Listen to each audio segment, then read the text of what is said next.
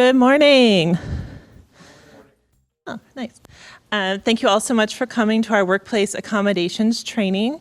As always, we have lots of folks joining us on the live stream. They'll mainly just get Chet's screen today. So here, if you want to do some cartwheels at the breaks, no one's going to see that, except for everyone else here. I do want to remind everyone who has called into the conference line, as always, please look at your phone and check that it is on mute. And please do not place it on hold. Have you checked? Okay, please again make sure it is on mute. I may have to give some reminders during this session because it's really difficult when folks can't hear the speaker. So our speakers assured me there will be 2 short breaks during this presentation, so you can get up, walk around as much as you need to, but feel free to step out if you must as well. And without further ado, I'm just going to let him go ahead and introduce himself. But again, thank you so much for coming and joining us today. We really appreciate this training. It's so important for employees, managers, everyone who works here to know everything about workplace accommodations. It's a really important right. It's a really important responsibility as well. So we're very excited to those who can join us. We are recording this as well, so if you have to leave early for some reason, watch for the recording to be released so you can catch the rest of it. Thank you. Thank you, and I don't want to oversell this. We're not going to know everything about workplace accommodation at the end, but we'll kind of get some of the basics and understand where a lot of this stuff will go. I know that Teresa's going to run. If there's questions that you have that are happening remotely, we're going to have those asked as well. But for those of you who are in attendance, we want to make sure that you have those questions asked as well. That's, I think, really one of the most important things. Now, if you want to make those hypothetical questions, that's fine, even though we know that they're real with real consequences, real folks in working with this. Now, probably most of this session is going to be about disabilities, but we'll also talk a little bit about some other issues involving religious accommodation, touching on family leave, because a lot of times there's a big interplay with that. And then we'll also talk about safety accommodations for victims of domestic violence. That's an accommodation as well. And then there's some slight stuff on breastfeeding and pregnancy. Pregnancy does have some new regulations that are coming out effective in January of next year. But the bulk of this is going to be with accommodations for people with disabilities. The ADA and the state of Oregon disability law really have set the table for all these other accommodation issues as well. So we'll kind of walk through as where these go. So my name is Chet Nakata, and I'm with the Technical Assistance for Employers program with BOLI. What we do is try and help employers comply with wage and hour and civil rights laws. Way back when I started in state government over 20 years ago, I was an employment adjudicator, well, job service representative for maybe 6 months, and then I did claims from, with the employment department. So I did some trainings in this room very, very long time ago. I was trying to remember what I don't remember a lot of the specifics, but I remember coming into the auditorium to do some training on that. So, and then I went over to BOLI in 1995, so I've been there ever since. But that's my direct telephone number, and if you do have questions, please feel free to talk with me about those. The emails and telephone is all confidential, so BOLI's Technical Assistance Program is separate from the enforcement agency, so civil rights is really what we're talking about in today's training, and that's part of what we do. I've done civil rights investigation at BOLI. I've also presented cases for a little while. I'm not an attorney. I graduated from U of O and then traveled around a little bit before I landed at Employment Department, and then for a little while, and then over to BOLI, and I've been there ever since. So I did present cases. That's administrative hearings within the agency, and so I'll kind of give my perspective on some of those reasonable accommodation arguments on how those have changed. The main telephone number for BOLI, if you do have questions, if I try to leave a voicemail or an automatic reply on my my email, if you call that main line, you can talk to some of the folks that do this. And disability accommodation is a big part of it. There's lots that could potentially go into play, and there's not really set answers on this. It's going to be case by case in almost every situation. Anyway, we'll try and go through that, but definitely give me a ring if you do have questions. Always, as we talk through this, it's best to involve HR. The major problems that employers usually have is when there's a disconnect between management and HR. So when management is trying to work something and it's not involving HR, when HR and management don't know what each other are doing, that's where a lot of times there are some issues. So, work with HR, but we're here as a resource as well. And that's really critical, and we'll talk about this as it works through, because part of what everyone should be doing is what's called the meaningful interactive process. That's a conversation, that's a process of accommodation. And so phone calls, emails, preserve those when you talk with us, because that can be all part of that process as we go forward. So yeah, just briefly, Val Hoyle is the relatively new labor commissioner. She took office in January this year.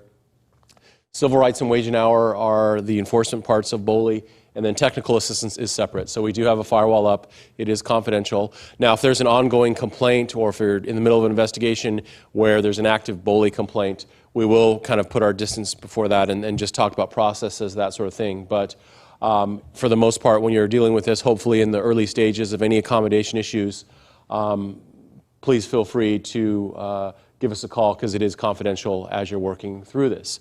The handouts are on that front table if you didn't get those, for those in person. Hopefully you can follow along. There's probably extra handouts with what you all have forward there. So we're going to kind of dive into this. Now, this is dating ourselves. If you don't know the movie Cool Hand Luke, this is, the kind of catchphrase from this was, what we have is a failure to communicate. We refer to this as we have a failure to accommodate. So that's kind of in that same vein. So that's the warden, and Cool Hand Luke was the person who there was a failure to communicate with. So I always try to think back on how that has. We don't want to be in the situation where we don't accommodate. We have to communicate, we have to accommodate, and that's kind of in that same vein. When an employer is dealing with someone with a disability, everyone kind of needs to be on the same page, and we don't want to have a failure to communicate. We want to make sure that people are on the same page. A lot of times it is contentious. A lot of times what the employee wants is not something that you as the employer can necessarily accommodate, but there may be some middle ground somewhere. When an employee is requesting an accommodation, the employer doesn't have to do exactly what the employee requesting the accommodation is asking for.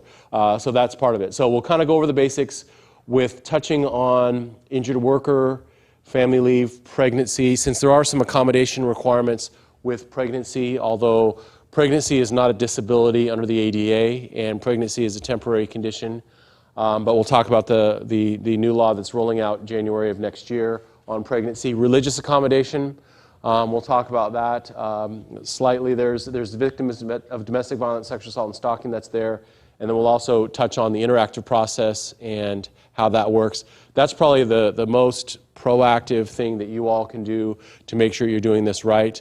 When it's done in good faith, and it is a requirement under the Ninth Circuit Court of Appeals, then it really can help diffuse tense situations, and it's a legal requirement. And then we'll just touch on undue hardship, because undue hardship is probably not something that you're going to be saying, yes, this is an undue hardship, we can't do this, we can't accommodate. That's going to be run up the flagpole, and probably with legal counsel on how that plays out. But that is certainly a part of it, if an employer can say that. Now, with the employment department, with the state of Oregon, it is going to be more of a challenge to say, look, we can't afford to do that. That is a core mission that we just can't provide. We cannot accommodate this person for this particular job because it's creating an undue hardship for the agency. And that would be, putting in all the factors of the size, scope. We have this number of employees, but we can't do this. Our budget is X, we can't do this. So that's really the last card that's going to be played as it goes through. So that's what we'll kind of walk through in this. Once again, if you do have questions, please feel free to chime in. It's going to be a lot of lecture, but I think it's better when there's actual real-life situations. I'll try and roll out some of the things that we've worked with in dealing with employers with accommodations. I should mention we're not going to necessarily talk about the public accommodation part of this as far as that goes. That actually has had a lot of press on service animals, how those work, accommodations for people with disabilities, and getting in and out of buildings, and the number of parking spots. That's all part of the ADA. That's there. I think this building was built before 1990, so the ADA wasn't necessarily in play. And so what does an employer have to do to for the public accommodation part? We're going to mostly just focus on employment stuff. But it does come into play with that, because I know that when a building was built before 1990, they did not have the ADA considerations that were required. Now, architectural designs and things like that have to have ADA issues that are in play. So That's different rolling up to the building. As I was walking up the 15 stairs or so there, it's like, well, if I was in a wheelchair, how would I be able to access this building? If there's a side entrance, that was probably built after, but that's, those are some of the accommodation issues that are there. Now, it may come into play in some narrow circumstances as far as getting someone into and out of the building, getting into and out of a interview. How do you accommodate that if you have someone that has hearing loss? Are there considerations for that? So those are all things that if you're on an interview panel or you're working with someone in those circumstances, you want to make sure you talk with HR and make sure all of those boxes are checked, because that is part of the ADA as well, as where that goes. So that's the basics with that. I know that state government also has some issue. If there is a service animal, that might be something that would be a reasonable accommodation for someone with disability. We've had that come into play. I need a service animal in order to do that job. Well, what about my colleague who is one desk over who is very allergic to dogs and dog hair? How does an employer work with that? So those are all questions maybe to contemplate as it works through, but it's not something that you necessarily need to make sure you're doing on your own. You want to make sure you talk to HR and figure out how that will work. I know that there's an employee in the Boley, Eugene office that has a service animal, and it is so far so good. It's where that works through. How does that play out? So there are different issues with that, and that's different. There's different issues with housing accommodation and how that works. So it does need to be a service animal in order for an employer to have some accommodations, but housing has a whole different separate rule with that. So we'll go through some of the basics of what we have on this. We'll talk about the legal obligations under the anti-discrimination laws. And one of the trickier parts of this too is there is disability as well as perceived disability. And perceived disability has some potholes that you could need to watch out for as well. Where do we go for assistance? Boley's a place. Also, there's a couple of other resources out there in the community that are there for employers. When you have a person with a request for an accommodation or a possible need for accommodation, what are our next steps? And we'll talk about where those are. And then this is, the key part of the ADA. The first George Bush signed this law into place because there had not been any comprehensive nationwide laws on this, but it removes barriers and stigmas for people who have disabilities. The unemployment rate for people with disabilities is really high, over 25%. And removing some of those barriers are part of it. Transportation is a huge issue, getting to and from the office. There's possible accommodations with technology in doing telework, other issues, job sharing, things like that. So there's a lot of open doors on what those are and how those sorts of things have come into play.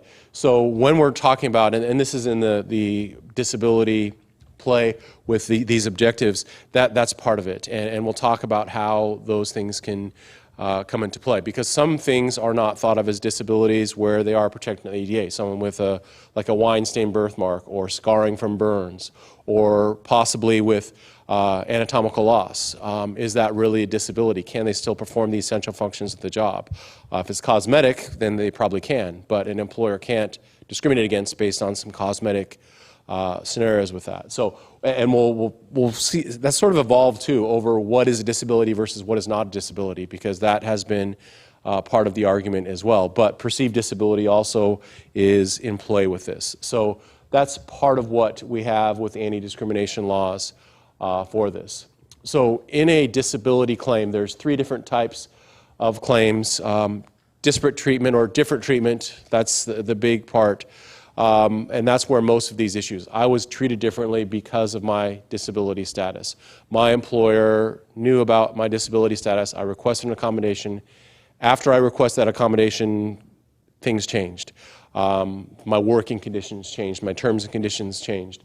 There was maybe an adverse employment action. I was demoted. My job changed. My duties changed. Whatever that might be. Now, in a civil rights complaint or a civil rights type of situation, the burden of proof is with the employee making that claim. So if an employer, if a supervisor, if management, HR, has legitimate non-discriminatory reason that they have documented, then that's going to be overcome any allegations of that. So most situations, in most scenarios in employment, an employer has legitimate reasons why they are disciplining someone or why there is an adverse employment action. This is where it's critical for there to be good documentation to show why you did what you did. When someone has a disability, and there are people in your employ, there are coworkers who have disabilities that you don't necessarily need to know about. But when that comes into play, when HR is involved, wherever that happens, and that is an employee is on notice or employer is on notice of what happened, that is where they can potentially crack the door for that. So if you have, from the management side, if there is legitimate reasons that have been well documented, then that's going to carry the day over someone making an allegation of being treated differently or discriminated against based on their status there. So harassment, retaliation, these are less common. The harassment retaliation angle, so that is where there is something that's considered harassing, where there's words or phrases or different treatment in that. It also has to be severe or pervasive. Now, in the harassment analysis, sexual harassment is the most common type of harassment. In post #MeToo universe, that's part of that. So when the behavior is severe or pervasive, it is unwelcome to the employee. That's part of it. And so, is it unreasonable in the reasonable person standard that's looked at? So, not as many harassment or retaliation for someone with a disability. It's usually in the failure to reasonably accommodate or the different treatment part. And we're going to focus mostly on failure to reasonably accommodate in today's training. So that's part of it. Those are the three types of claims. Now, you don't necessarily need to know all of the details of something like that. As an employer, that's more of what the defense attorneys for employment have to work with. But those are some of the things that are going to come into play. And some of the people that you work with, some of the people that have made claims on this are intimately aware of all these different situations. One of the things that we emphasize in any harassment type situation is that you treat people with dignity and respect.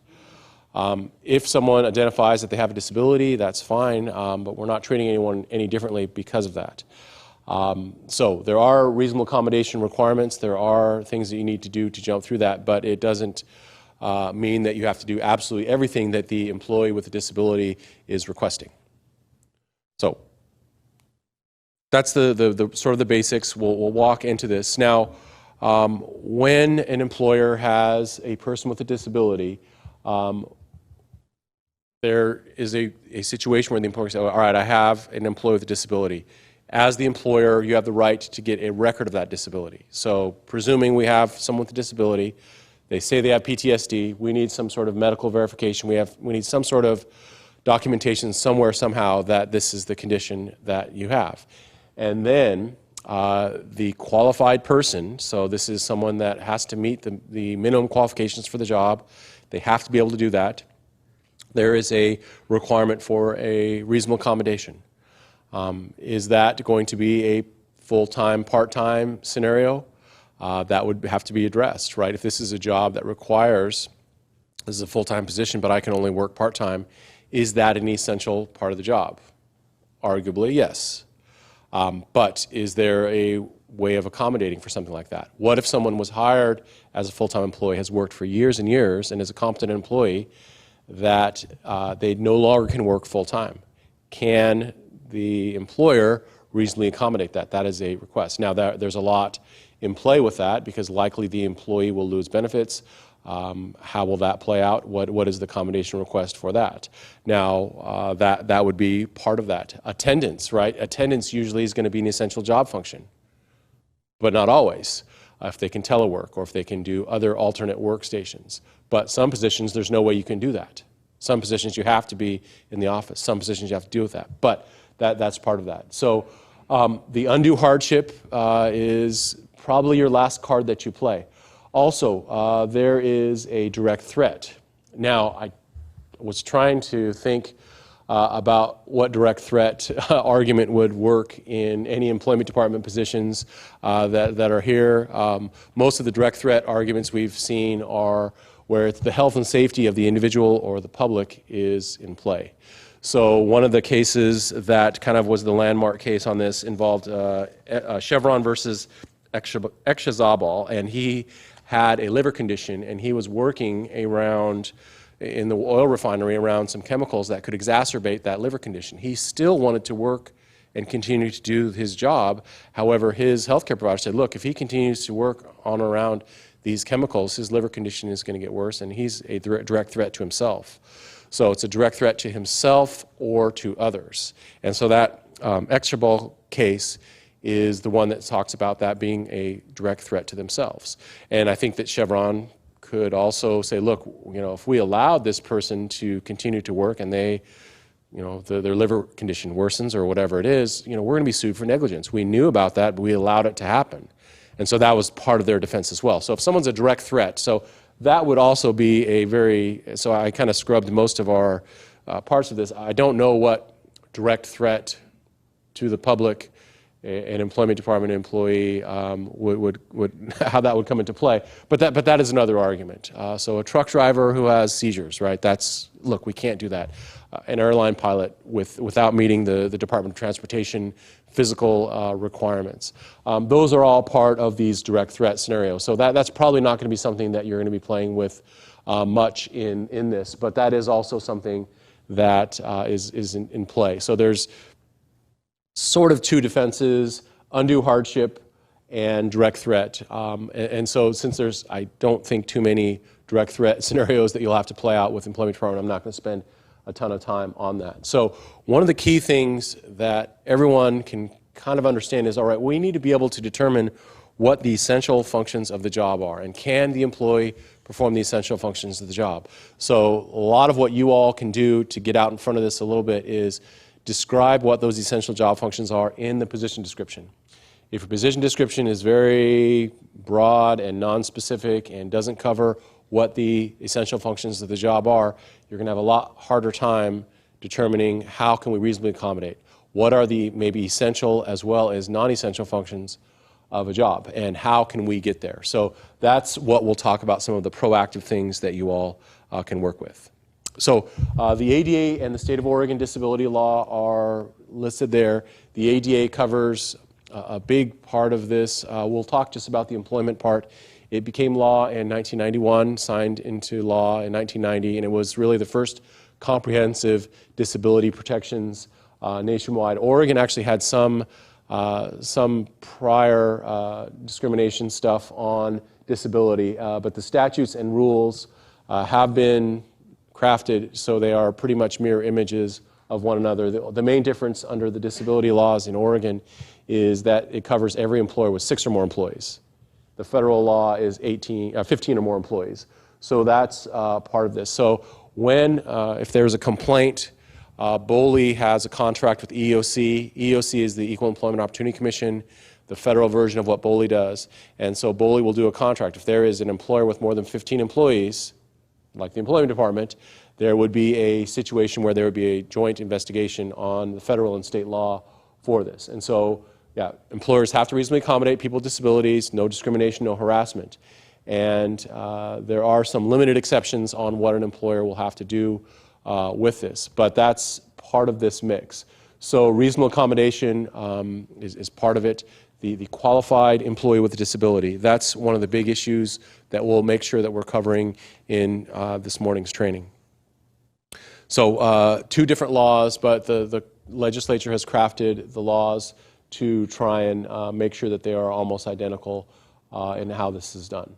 So what is a disability? Now, the law is 30 years old or so, and it comes into play, and the first big batch of litigation that went through was really oftentimes debating, okay, is this a disability or is this not a disability, and whether or not that's there. Because if you have someone that is not disabled, then there's no duty to accommodate. But the litigation more recently has not really gone into that as much. And that's the sort of trend employers are doing is, all right, we're not going to fight whether or not this really is a disability or not. Is this a physical or mental impairment that substantially affects major life activities? And how do we get there? So, and I know this has just changed in my 20 years or so working with the state of Oregon. BOLI is a smaller agency, the employment department, but when I first started, ergonomic chairs, ergonomic workstations, stand-up workstations didn't exist, and employers didn't do that unless someone identified a super clear disability. Now, even if there's not a physical or mental impairment substantially affecting major life activities, employers are realizing, look, it is probably a good business practice for us to go ahead and do that. It's a safety issue, it's a possible accommodation for disability, but it's not necessarily something that's cost prohibitive. Hey, to just go back a little bit, we had a question come in about whether or not, what was the outcome with the Chevron case? With Right, so the employee? employer did not discriminate against that person because they were a direct threat to themselves and to others. So that was the employer did not have to accommodate someone who was a direct threat to themselves. Did that mean the employee no longer had a position there? Right, the employer did not have to accommodate that. Now, the court didn't look at specifically other jobs that that was not what they ruled on because that was not part of that allegation. But really the landmark part of it was that it was a direct threat. He was a direct threat to himself or others. Thank you. So, yes, thanks. I didn't give you the punchline, the conclusion, what happened at the end. So, yeah, the employer did not have to, that was not a reasonable accommodation for that person with that disability. And so that's part of it. Actually, I had an interesting call. So an employer called, and this was a seafood processor. They processed tons of shrimp, and they had an employee who had a severe allergy to shrimp. And I carefully waded through this without snickering, is like, well, if you have a severe allergy to shrimp, you can't really work as a shrimp processor. He had hives, and he was having all these adverse health impacts from that. And there's not really an accommodation for that. He wasn't qualified. There wasn't opening positions. I don't know exactly how. We didn't get into the details of that, but that's an essential part of the job, right? I don't think that would meet the essential functions of that position. An employer can't change, well, you need to start processing, not shellfish or, some other thing. That's part of it. So that's not a reasonable accommodation if someone is working with that. So, but that usually is not the case, right? When we're talking about this, there's a lot more nuance to it. There's a lot more subtlety. It's, okay, well, I have a disability, but can I perform the essential functions of the job? Well, I can do like 75% of what my employer requires. Is that enough? And then what does the employer have to do to correct that? And how do they have to get that done? And so usually it's not that black and white. So we'll kind of go into disabilities, just touching it a little bit. I think that when you look at how broad this has been interpreted and what are physical or mental impairments substantially affecting major life activities, it's a really big picture. So about 16% of the average adult working age population has a disability. But there is no duty for employees in your employ to disclose that they have a disability. That would be, you don't want to do that. So we don't need to survey all of our staff to see, who has disabilities. We don't need to know all of the prescription medications that employees are on. Now, in some situations, probably not so much where you all work, there may need to be a disclosure of that. If someone's a landscaper outside and they're really allergic to bee stings and they have an EpiPen and they have to do that, then there's a safety reason for knowing. But in other circumstances, that's part of it. So that's there. And then it could be us today or tomorrow, we don't know. Also, and this is key, when employee was hired 2 years ago, they did not have a disability, or it was not a known disability.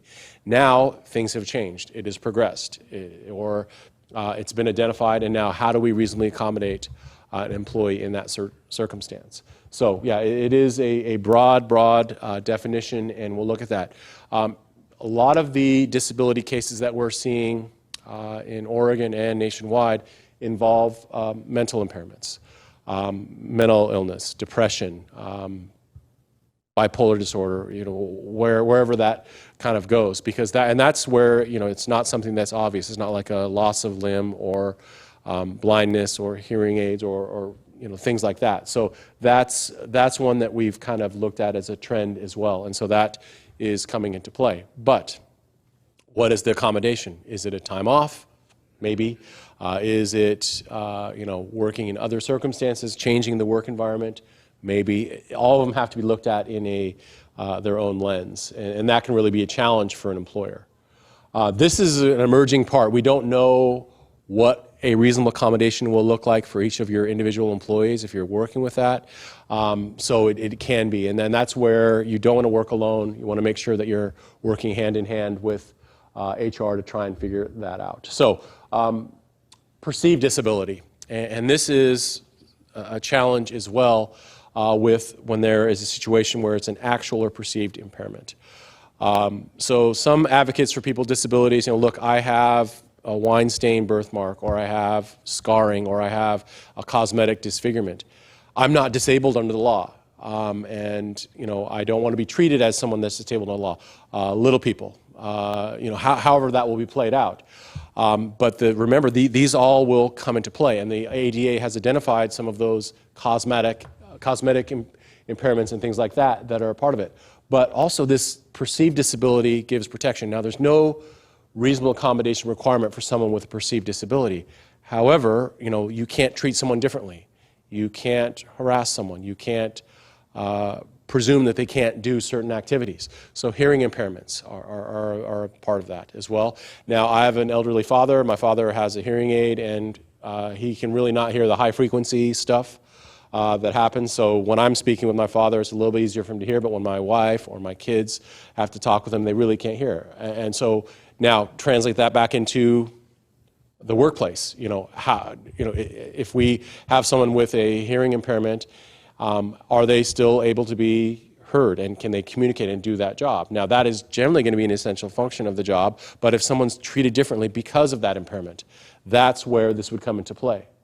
Stuttering or stammering, and that's been, and there's quite a few cases on that, because that doesn't denote intelligence, it's a communication issue. Can they still do the job if they have a stutter or they stammer in that? Or are they treated differently or harassed, or is that the situation? History of drug or alcohol addiction in that.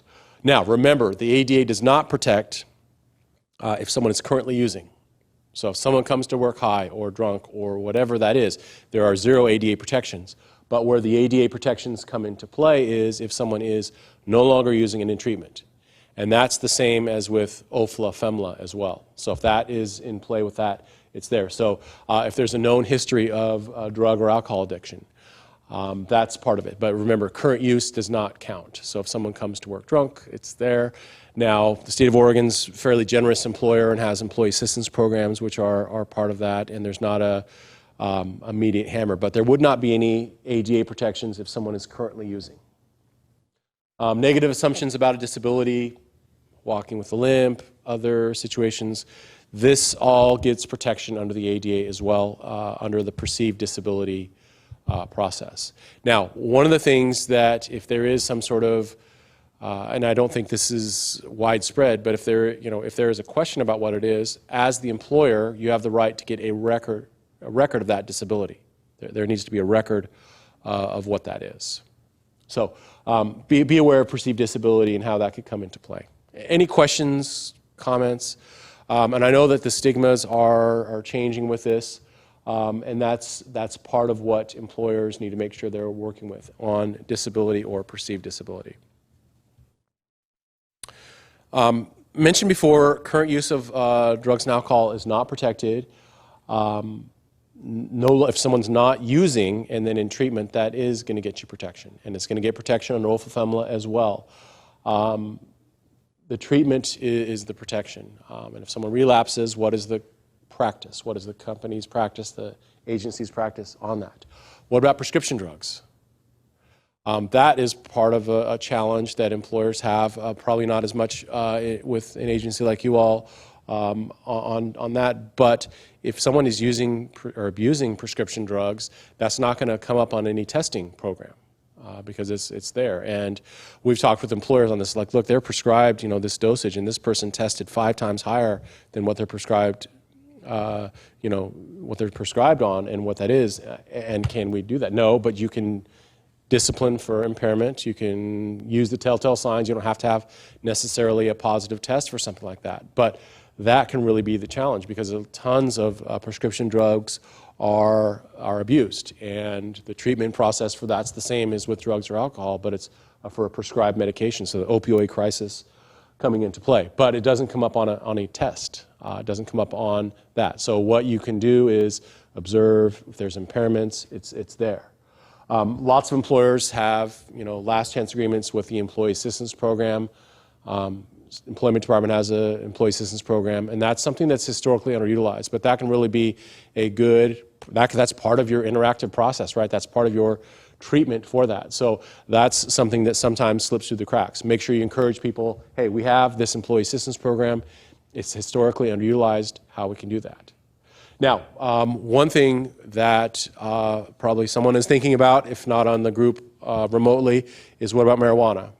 Now, there's zero employment-related protections for marijuana. Now, it's been decriminalized for a couple of years now, so it's not illegal in the state of Oregon, but it's still a banned substance federally. And when the ballot measure was passed, there are zero employment protections. So an employer can still test for marijuana.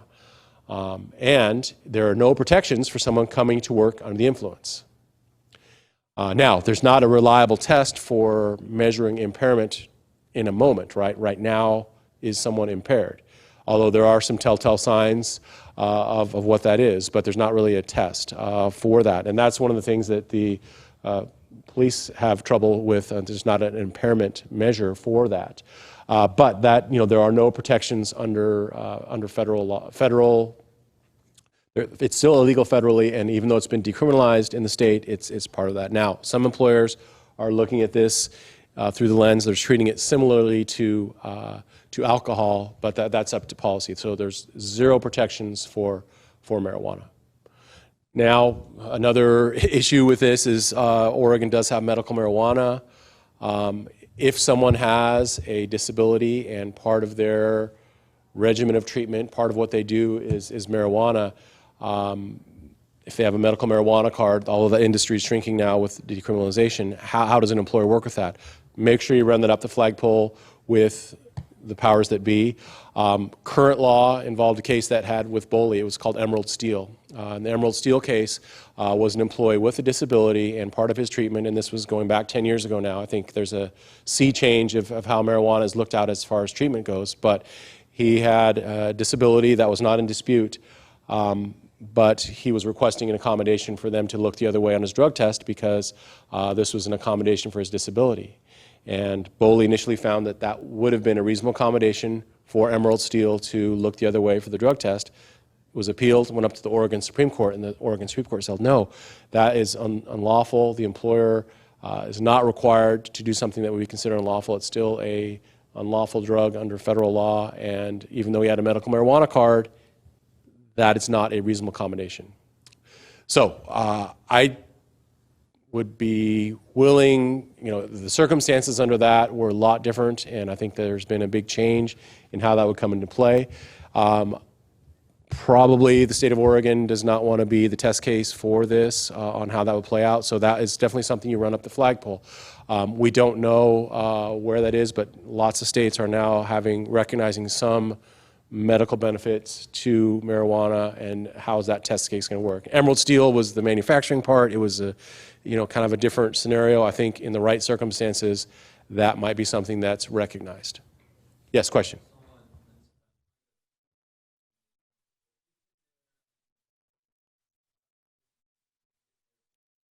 Okay, so if someone has if the employer has a pre-employment test, and if there's opiates, now if it's prescribed,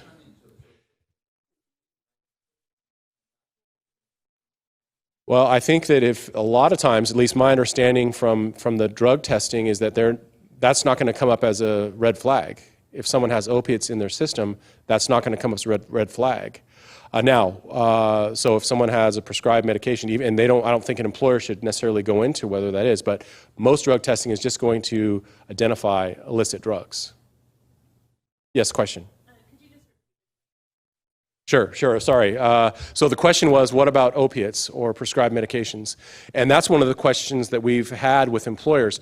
What does an employer do if someone has a positive test for drugs, for opiates? And if it's usually not identified as part of that. So now that's where an employer can measure impairment. If someone is coming to work glassy-eyed, speaking slowly, slurred speech or whatever, then that's where it's a potential issue. So an employer in the pre-employment, and we'll get into this, in the pre-employment situation, an employer can't ask any questions about medical issues or anything like that. Now, it could change if the employee says, look, I am on pain medications for this, and it sometimes is going to affect some decision making or reactions and things like that. But my understanding is from the drug testing side of it from employers is that that's not going to show up as a red flag.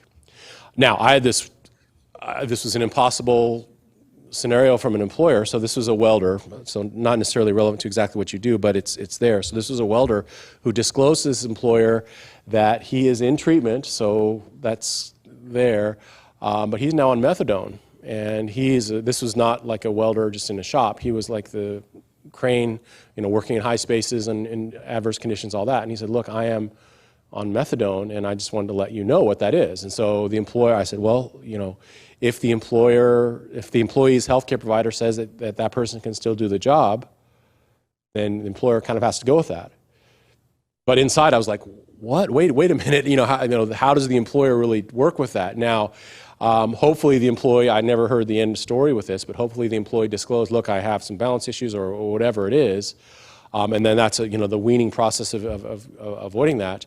But this is welding hot metal, to put pieces together. There's a lot of moving parts in this. This is not someone that has a desk job or works for Boley or whatever. So, but that's part of it. And I certainly said, look, you probably want to talk to counsel about that. You as the supervisors, HR, you don't necessarily need to get into all of the side effects of all these drugs and things like that, because it's really up to the employee's healthcare provider to make that call. But this is the baffling part of how ADA protections can come into play, right? There are circumstances where, okay, if I looked at that in a risk management, I don't know if there's any risk management people in this. Okay, I have an employee who's on methadone, or I have an employee who has, spiked opiates in their drug test, if we ever found out about that. And that person's going to be driving the delivery truck, or that person's going to be operating heavy equipment. They're going to drive a forklift. What gives? And then that is where, okay, is there a healthcare provider that has said, yes, they can do that? Yes, another question. So in a case where the healthcare the employee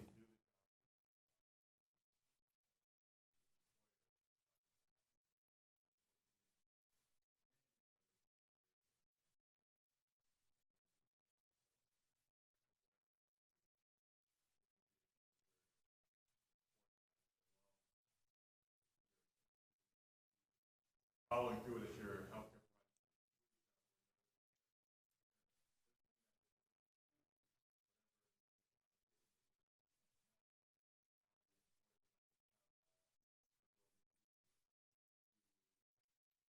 Right. Reaction based on if there is an impairment going on.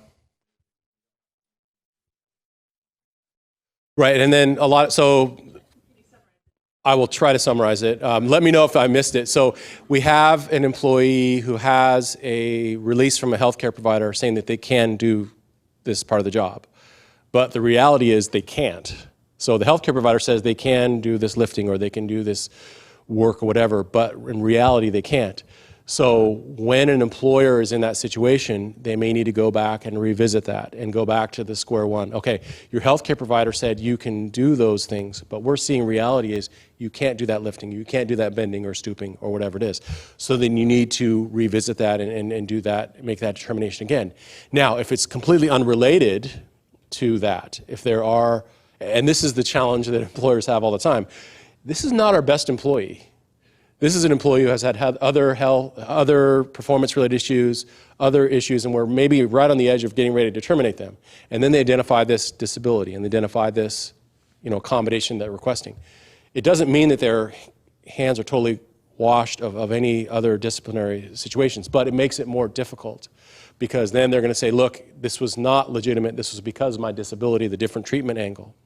So that's the challenge that you all as employers and supervisors have at times is that, okay, the healthcare provider said, no problem, they can do it. Reality is they can't. So that's where careful documentation is going to be very critical for this, and then working hand in hand with HR. Okay, the employees, healthcare providers said they can do this. What I'm seeing is they can't.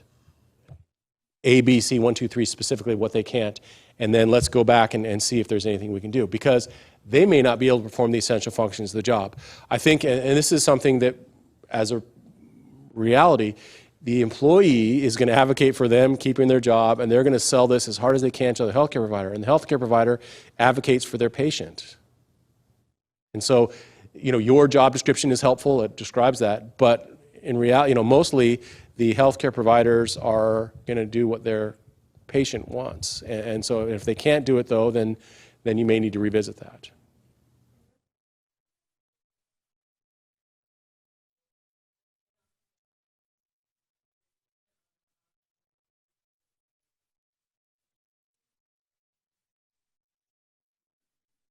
And does Miguel have to run to everyone that has a question? So I'll try and repeat them too. I think I summarized your question, but that's real. I mean, and I imagine a lot of you are in that boat, and that is very similar to OFLA, FEMLA as well, right? If someone's off on a family leave situation, they are pregnant, their healthcare provider says they can do everything, but in reality is they're not able to do that lifting. They're not able to do that. They are having other issues, and so we may need to revisit that with a new doctor's release, updating these things. So that is really part of the challenge with this. I don't know the drug testing for opiates. I think that if someone comes up positive for opiates in some situations, then there may be, for some safety-related positions, others, it's there. But I'm trying to think of other jobs for you all where you work. If someone had some pain medication or something like that and they tested that, I don't think that would come up on the illicit list. So that's the real rock and a hard place situation that you all are in, is that how is someone able to do this? Yes? I just want to follow up that some of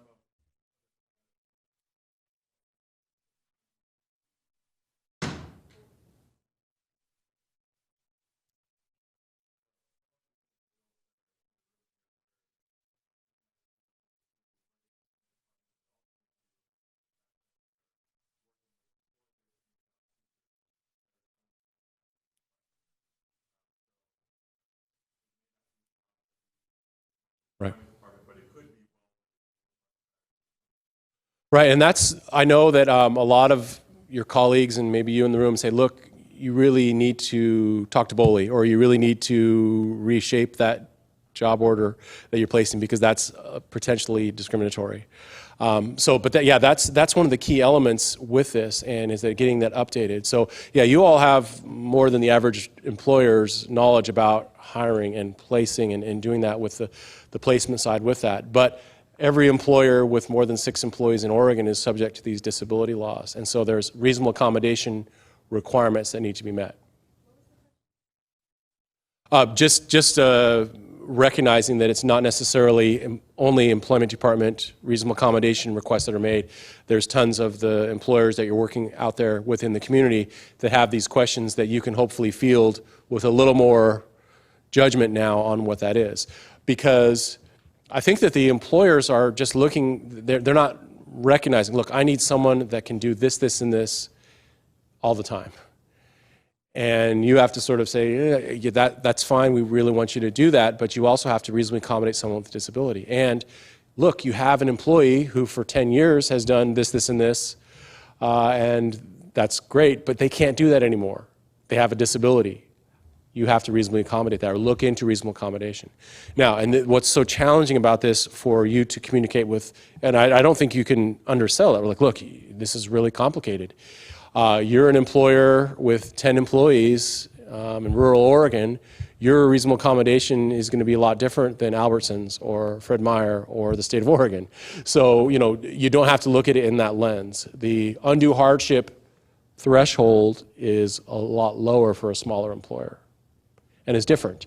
And then the ADA job, there's a slide later that I'll make sure and identify that. That would be someone I would refer some of the folks that you're doing job orders for and that are working with that, because it's it's really a challenge. If you're an employer, they don't necessarily know about all these things. They want to harvest their crop or they want to get their work done. They don't recognize all of the employment stuff that employers have to deal with.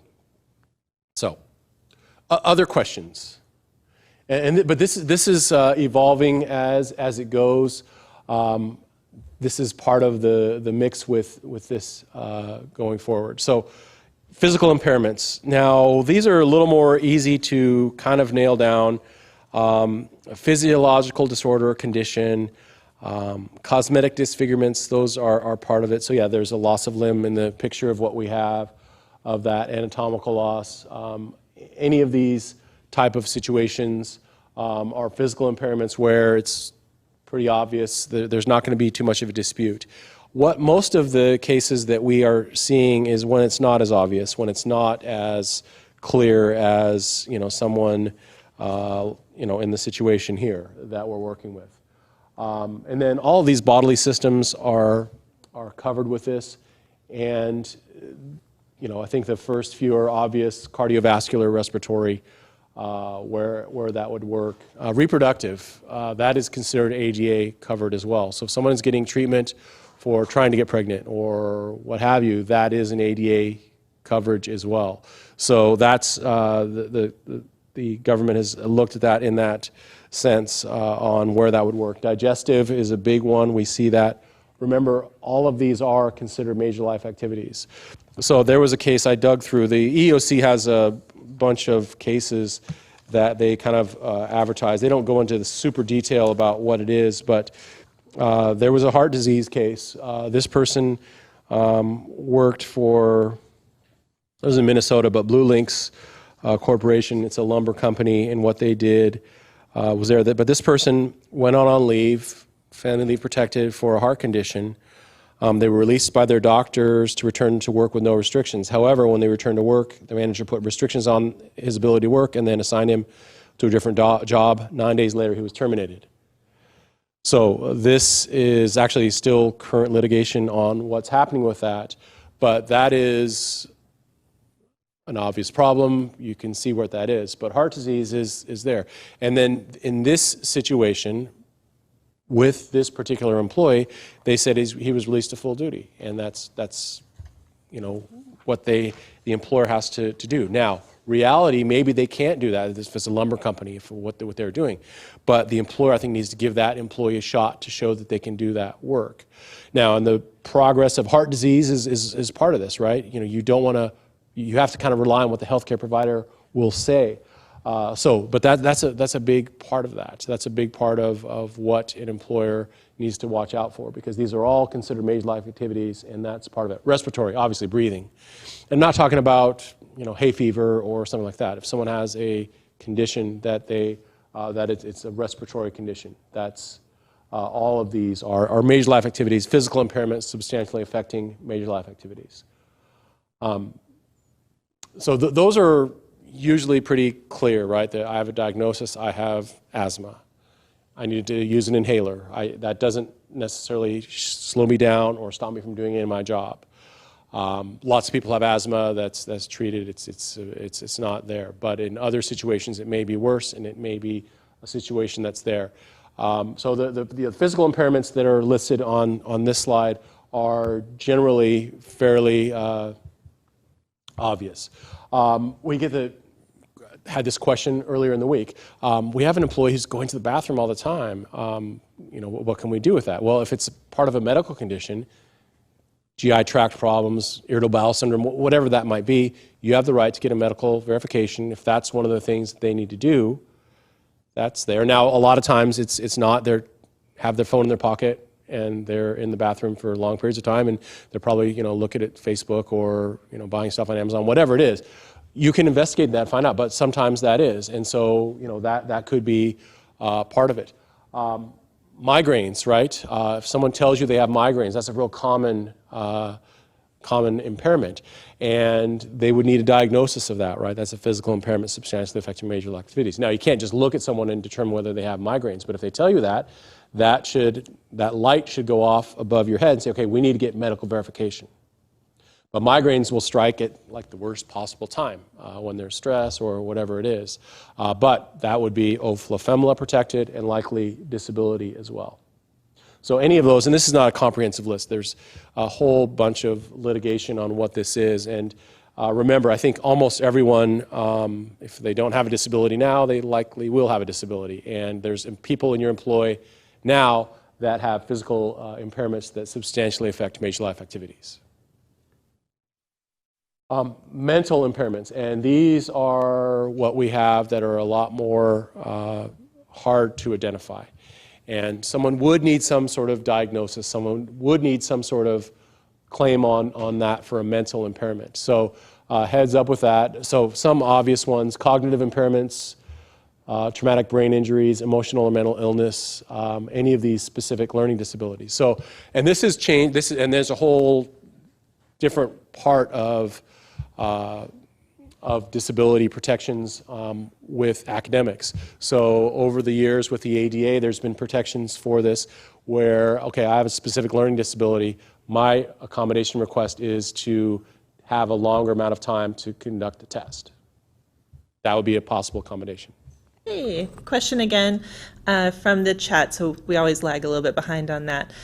Regarding the frequent use of the restrooms, do you have any recommendations for how that conversation would be initiated, or what would be the employer's role, as that is a difficult situation, I think, to start the conversation on? Right. So if you have someone with lots of restroom breaks,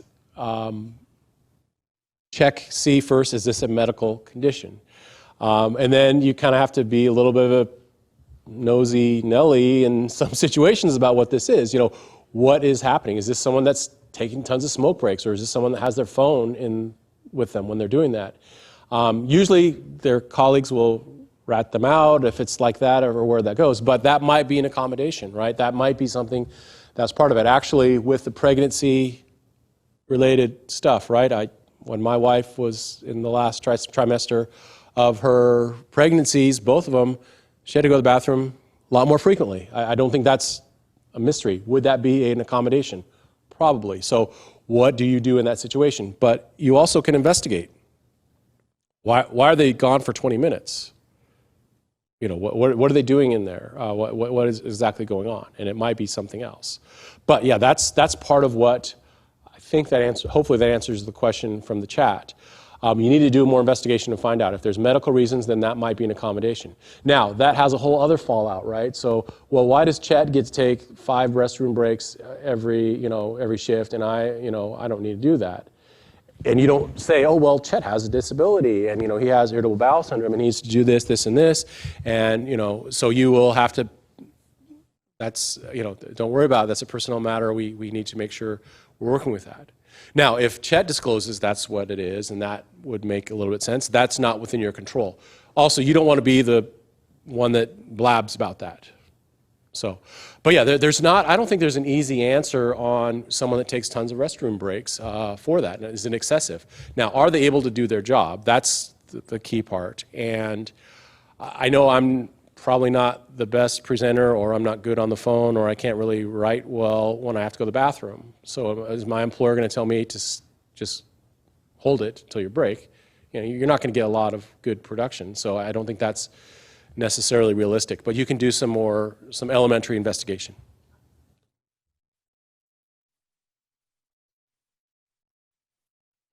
You're next. All right.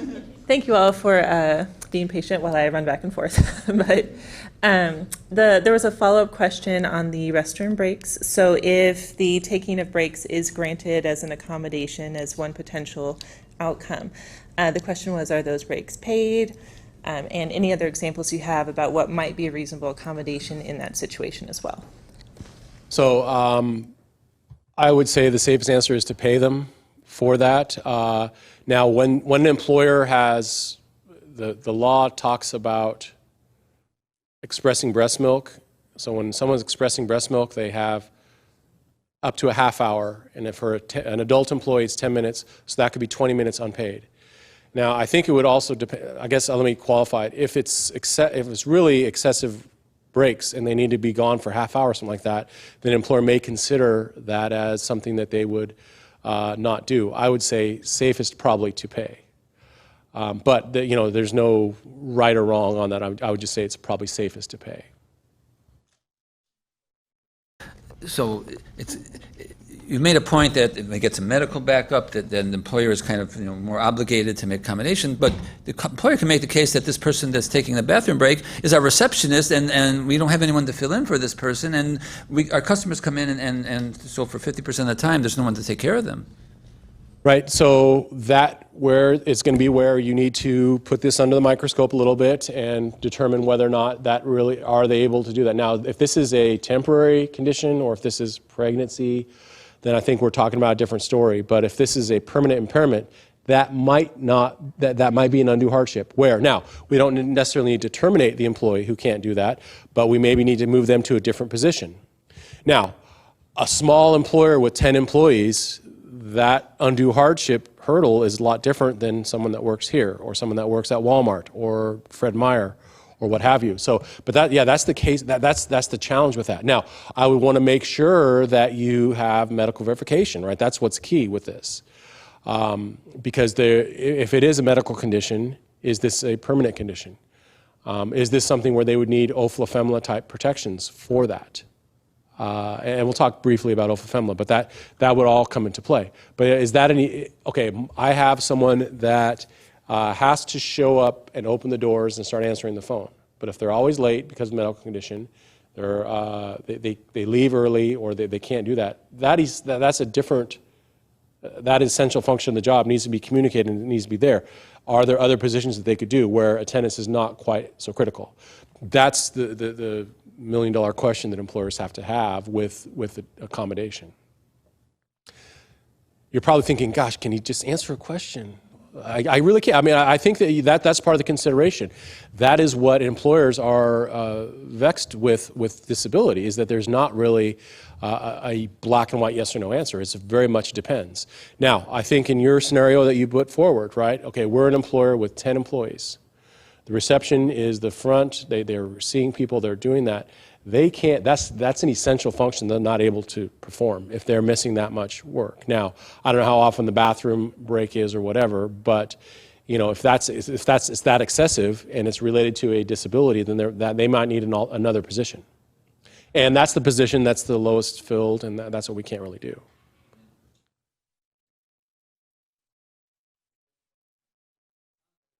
When they get this medical verification from their doctor, everything is just perfect now for them. They can do almost anything they want. Obviously, that's not the case, but that's the way it seems. Almost once they get that they may not be able to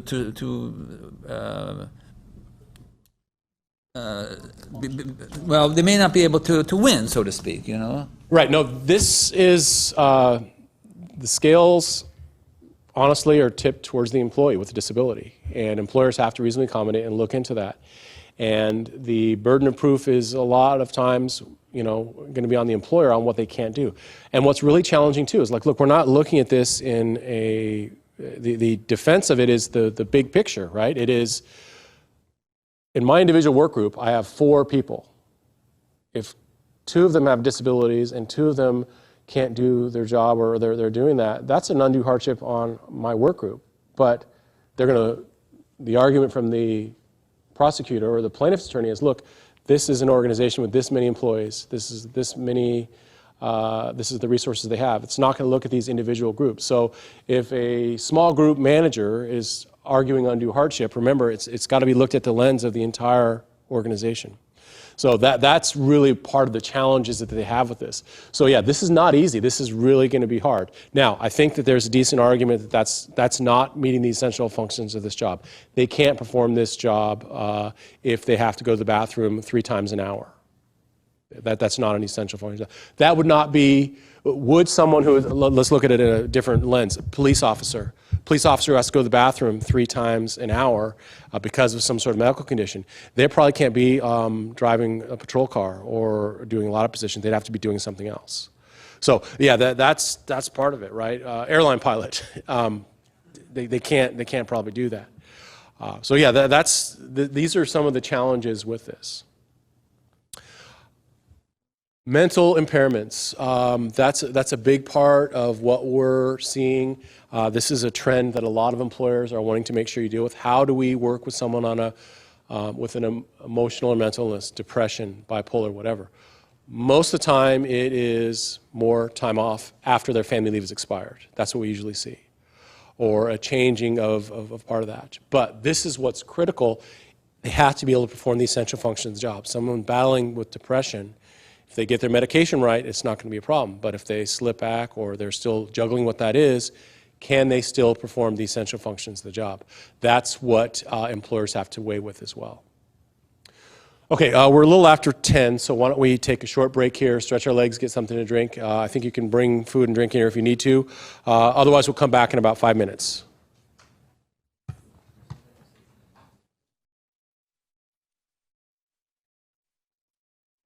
Great. So as we are coming back together, oh man, Brenda stepped out again. Oh no, there she is. I wanted to just remind everyone that this event is co-sponsored by the Wellness Committee and the Equity and Inclusion Council as part of our kind of prolonged training series, particularly around emotional and mental health. But of course, this training is broader than that, but this is a piece of the training as well. And just anyone in the room who is on the Equity Inclusion Council or Wellness Committee, please feel free to stand so people know who you are. I know, I'm so sorry. You can wave as well. And we have quite a few on the Adobe Connect from both of those teams. So just want to thank both of those committees for the work they're doing. I'm a part of the Equity Inclusion Council too, Teresa Rainey, Equity Inclusion Officer. So please reach out to us if you have questions, suggestions, ideas for anything that we can be doing to promote equity and inclusion and wellness across the agency. Thank you for letting me do the pitch. All right.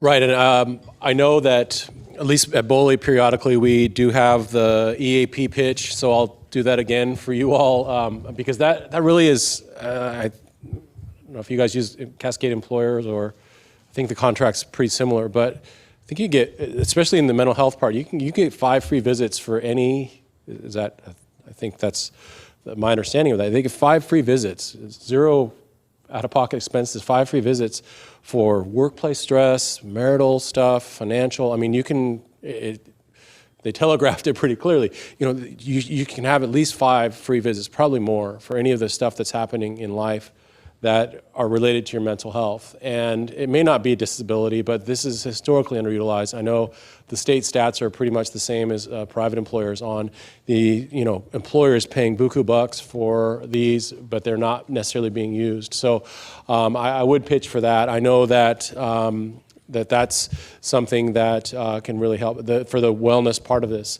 And it doesn't necessarily need, this is not where they're going to refuse treatment unless you have a mental impairment. This is just for life. This is just for regular stuff. So that's part of what I know it can be an issue. Now, there are a lot of stigmas still with mental illness and where that goes. And so this is not where an employer is going to be forcing anyone's hand or disclosing any of these things. There are tons of stigmas on what that is. And I know that that's something that employers need to just be aware of. And if someone discloses they have a depression or bipolar or some sort of mental or emotional issue, that is not something that you need to share with anyone, and it's only people with a job-related reason for knowing about any of that.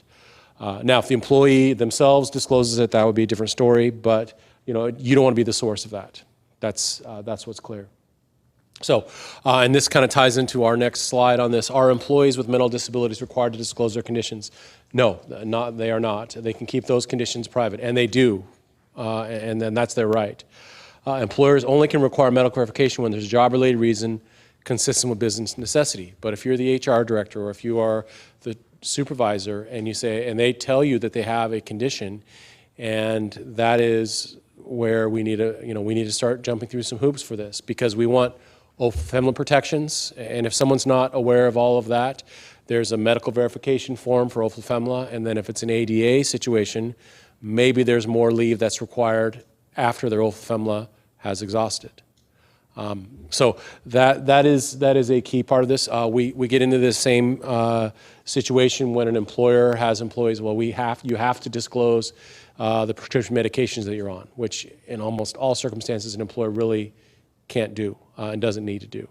And that's for clients as well, right? That's a question that should be scrubbed from any interviews or applications or anything like that, because there's no need to do that unless there is a job-related reason consistent with business necessity. So mental disabilities are as protected under the ADA as any other conditions. The treatment is the same. It's all under that same scenario. So, okay, we have some triggers. What do we do with this? The employee discloses they have a disability. Maybe it's a mental disability, maybe it's a physical disability, whatever it is. The employee requests, what is that? Document it carefully, right? That's the key part of this.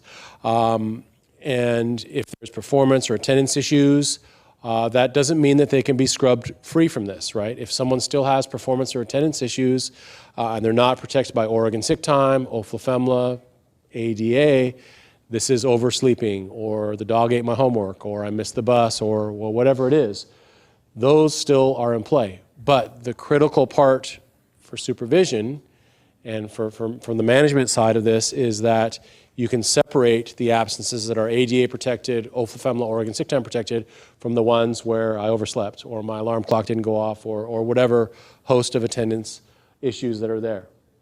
Another trigger, and this we're going to touch just a little bit on this, workers' comp claims, right? If someone has a workers' comp claim, there are a whole host of other rules that are covering all of this, but that might rise the level of disability as well.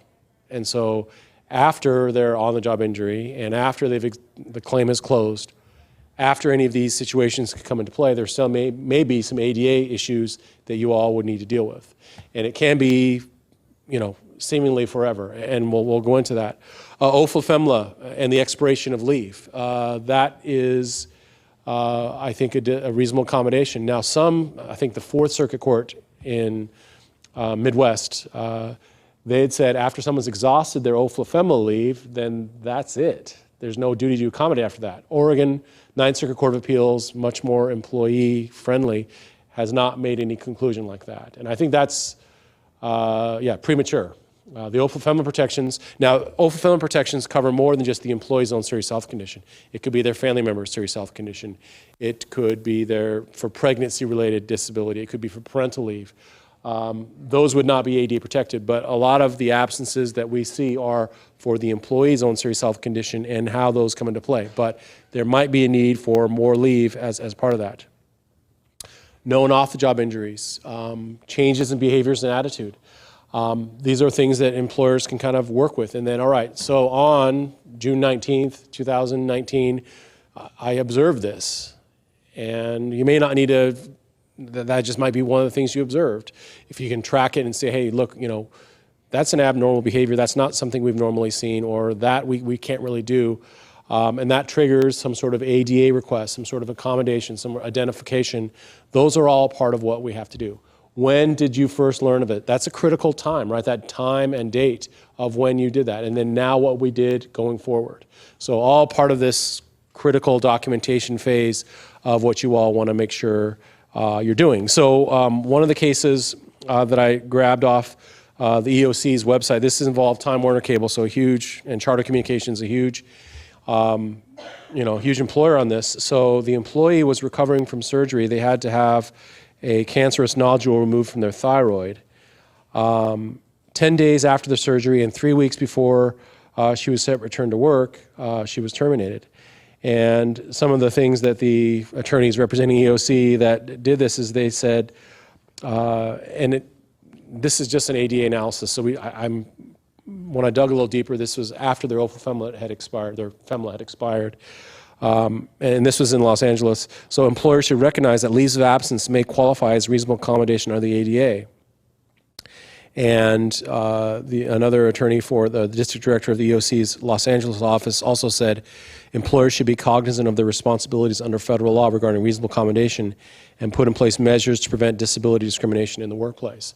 So likely an overzealous manager or an untrained HR person jumped into this a little too soon, right? Would it be a reasonable accommodation for Time Warner and Cable Communications after they've expired their OFLA-FEMLA leave to give more time, unpaid, not necessarily needing to cover health insurance, as a reasonable accommodation of this person's disability. Now, the cancer on the thyroid is definitely a disability that, major life activities, if it's not treated, there's certainly tons of health problems from that. So that part is easy, that's established, but would it be a reasonable accommodation to allow, sounds like about 3 additional weeks as an accommodation? I think that the EOC, and this settled for almost $100,000 for what happened. And so that is bringing this circle back. Employers need to make sure they're aware of this, what can we do, and then how can we address it? And Time Warner, paid for that, and we venture to say, I don't think it's a stretch, that their defense for that cost as much as the settlement that the employee got from this EOC case. So, questions on triggers. Now, and I should emphasize this, employee request, right? You don't want to dig into the, do you have a disability? Do you have a mental impairment? Do you have physical impairment? This is driven by the employee. Now, in orientation, in HR's training, it sounds like the wellness group and EAPs, this is all out there publicly. But it would not be a situation where I would say, gee, do you have a disability that requires an accommodation? Now, if they talk to you about that and it comes up, then there are options that you kind of lay out there. So, right, we have OFLA protection, we have EAP, it may be an accommodation disability. You're not making direct inquiries about someone's physical or mental health. That's where you could get into perceived disability. That could be where, okay, that was the moment that I was treated, terribly after that was disclosed. That's what you want to avoid. So it is on the employee to start this whole process. All right, direct threat, and this is that Chevron case a little bit more that we had talked about. So there's no need to accommodate if placing the individual in the job would result in a direct threat to themselves or to others. And previous to that Chevron case, it was not to themselves. Looks like we have a question.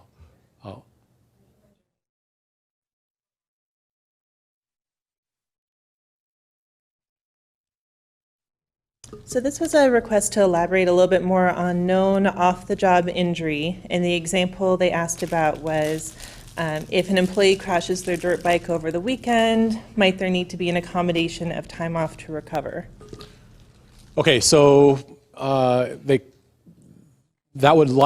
they've met the OFLA-FEMLA requirements, so they have to have been employed at least 180 days, averaging 25 hours a week worked, then yes, under that. Now, would this crash qualify as disability? Maybe. So you see how many boxes have to be checked off before you can make that determination. So presuming yes, they broke their leg and they came to work on crutches and they say, I can still do my job. Now, you have a job-related reason consistent with business necessity to make sure that the healthcare provider said, yes, he has a broken leg, but he can, manage on crutches. He can still do all of those sorts of things. Now, the challenge might be that they really can't. I think that was a question that came up before.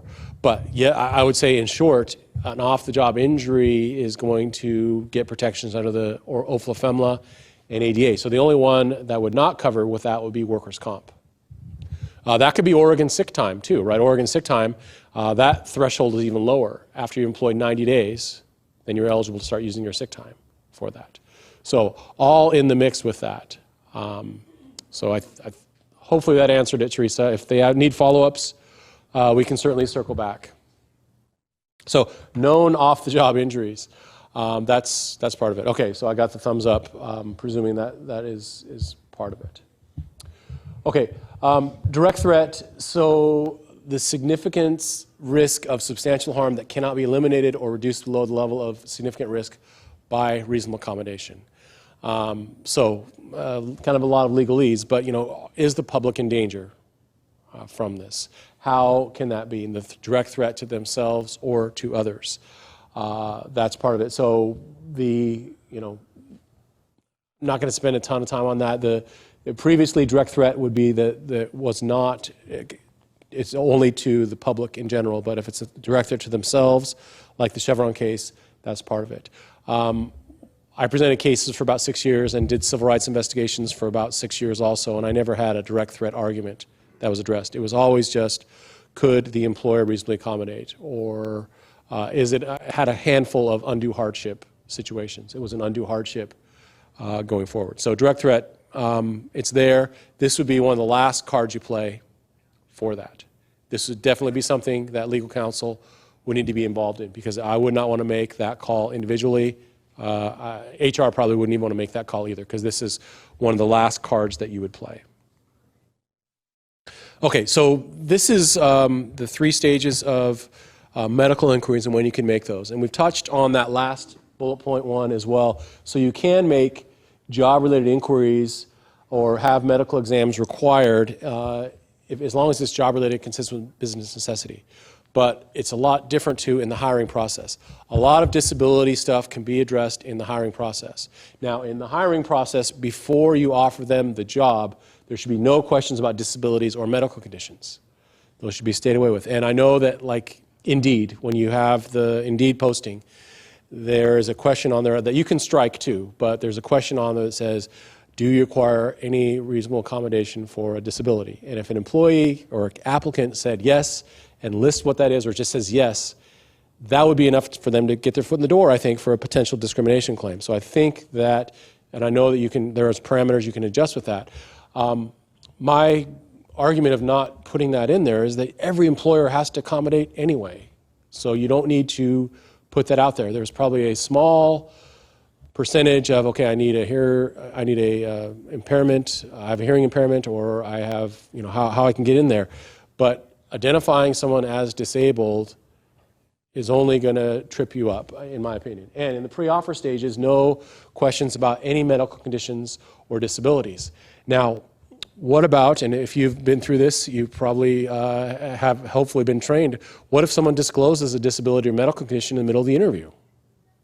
Well, you can't unring that bell, it's been said, but you don't need to ask any follow-up questions, and you likely will move on to the next question and just go forward. The fact that someone discloses something like that, it's not part of your scripted questions, and all of the panelists who are on the panel that are doing the interviews need to be trained. Like, look, no follow-up questions. Well, how long have you had PTSD? Or, what was you don't go there at all. The fact that someone discloses it doesn't mean that you've broken the law. And it also may mean if someone's really going half-cocked off on something like this, you may want to just interrupt them and say, let's just move on to the next question. So, but that does happen. And maybe this is something that they're just, wanting to be honest about what it is. But yeah, no questions about medical conditions or disabilities in the pre-offer stage. Post-offer pre-employment, that's a little bit different. You can require a medical exam, although I think that's something that fewer and fewer employers are doing, as long as it's everyone in that job category is doing that test. So you can't cherry pick who that's happening with. So I know that's common with police departments, right? Everyone has to do a pre-employment physical. All new recruits have to jump through all the hoops and get that. And as long as everyone is being done, that's all right. Drug testing is the same, right? If you do a pre-employment drug test, that should be for everyone, and you don't cherry pick who that is or where that would come into play. And then the critical part, which we've talked about quite a bit already, but just a reminder, as long as you have a job-related reason consistent with business necessity, you can require a medical exam, or you can make medical inquiries. And that's the dirt bike accident, that's the person who hurt their knee skiing, that's whomever, right? That's however that would play out. Questions on these different stages? Okay, so medical certifications. Now this is a wacky civil rights law, not part of ADA. This is kind of an Oregon-centric law. So if you require a medical note for OFLA-FEMLA, fitness for duty, it's job-related consistent with business necessity, that's fine, you can do that. But you also have to pay for any out-of-pocket expenses associated with that certification. So that's that statute with that. Now, if there's a union contract that says you don't have to, that would be an exception for that. But that would be for your clients as well. For those of you out in the field working with Oregon employers, if you require medical examination and they don't have health insurance and they go to ER or they go to the doctor or they go to a healthcare provider, and that's a requirement for keeping the job. It's a condition of the job. For ofla that's part of it. If it's a fitness for duty, the employer needs to reimburse the employee for any out-of-pocket medical expenses. So when my wife had one of our children, there was a receipt that her OBGYN charged $25 to fill out the ofla paperwork. I paid for that, saved the receipt, gave that receipt to my employer, and my employer reimbursed me for that. So for a lot of employers, that's just the cost of the copay. That's the only out-of-pocket expenses. But we almost always identify this, and this could come into play with Oregon sick time too. Now, you can only ask for medical verification in a very narrow circumstance for Oregon sick time. This most often comes up with ofla or fitness for duties. So they're all okay, they're all in bounds, but you have to pay them for any out-of-pocket expenses. This includes drug tests too. So this would be another thing. I know that a lot of employers in Oregon do this, and this is very risky. The BOLI legal policy advisor said this runs afoul of that statute paying for out-of-pocket expenses, where an employer says, okay, all applicants have to do a drug test, and you pay for it, and if you come back clean, we'll reimburse you, but if you fail it, we're not going to. And that's a potential problem under this law because it's considered a medical exam under this interpretation. So employers need to pay for any of those medical exams, and drug tests are interpreted there. Now, this has not been tested in a case that we can point to and say, look, XYZ employer in 2019 made applicant X, do this test, and that's how that's interpreted. But that's currently what the legal policy advisor at BOLI has told the Civil Rights Division on how to do that. So that's a cost. If you're going to do drug testing, you have to fit the bill. Shouldn't have them do that up front. I think that also could potentially be a wage and hour issue where I had to pay out of pocket to do this test to apply for that job, and then if they're not going to get minimum wage, that could potentially be arguably a wage and hour violation. So heads up on that. That's an issue that some employers are having to make sure they're juggling. So a little bit more on disability. Remember, there are some people first language issues with this. It's an individual with a disability, person with a disability, whatever it is. Handicapped is now out of date, should not be used. It's the R word. It is considered a slur in that community, so that is not appropriate. Vision impaired, hearing impaired, someone with a disability, those are all kind of in bounds. So there is some PC language that should be used with this. The HR, like Teresa, check in if you're not sure. And I don't know, just because someone uses one of these words, I don't think it's similar to other slurs that it's there. But that's kind of in that vein of disability-related discrimination. The ARC is the Association of Retarded Citizens. That's still their acronym. They don't use that as part of it, but it's sort of an institution, so that's not part of that. And I think you all know when it's used in a derogatory term how that is going to be different. Handicapped is not the same as it had been. The disability is the particular language that should be used. So there don't need to go through the whole laundry list of where that goes, but I think that's part of what you want to make sure you're dealing with.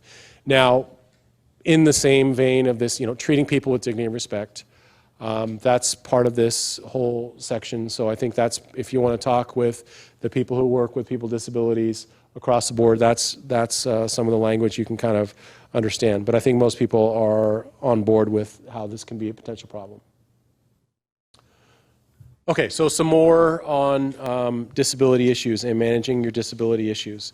So no questions about medical information or ask about a disability.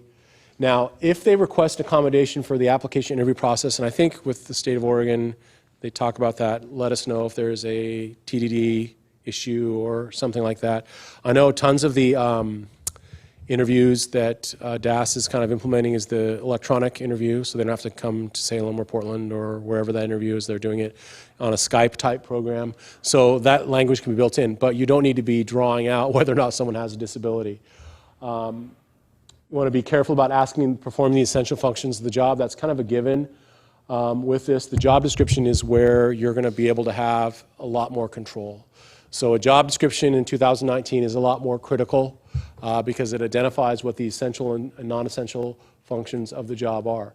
So you don't want to ask if they can perform the essential functions of the job. You just describe what those essential functions of the job are and go from there. First, I think foremost, they're not going to necessarily know whether they can do that or not, but what you have as the essential functions is there. Now, a lot of applicants don't really read the job description and don't go into that, and that's just reality, right? But whether they can perform the essential functions of the job is a critical step afterwards. So can they do that? And that is where people will slip through the cracks. They come to the job, they can't do that. Well, they thought they did, and that's, unfortunately, that's a part of it. Contact BOLI, document what you've done and we'll talk in more detail near the end about the meaningful interactive process and where that works. Good faith, it's got to be done from the employer side. Looking at it from the employer side, when you do the interactive process in good faith, you have those conversations, you deal with it. That is a requirement of the Ninth Circuit Court of Appeals, and that also can hopefully help diffuse the situation. Check in periodically, and I think that's one of the big steps that are missed in this. How are you doing? How is this accommodation working? What are you working okay with this?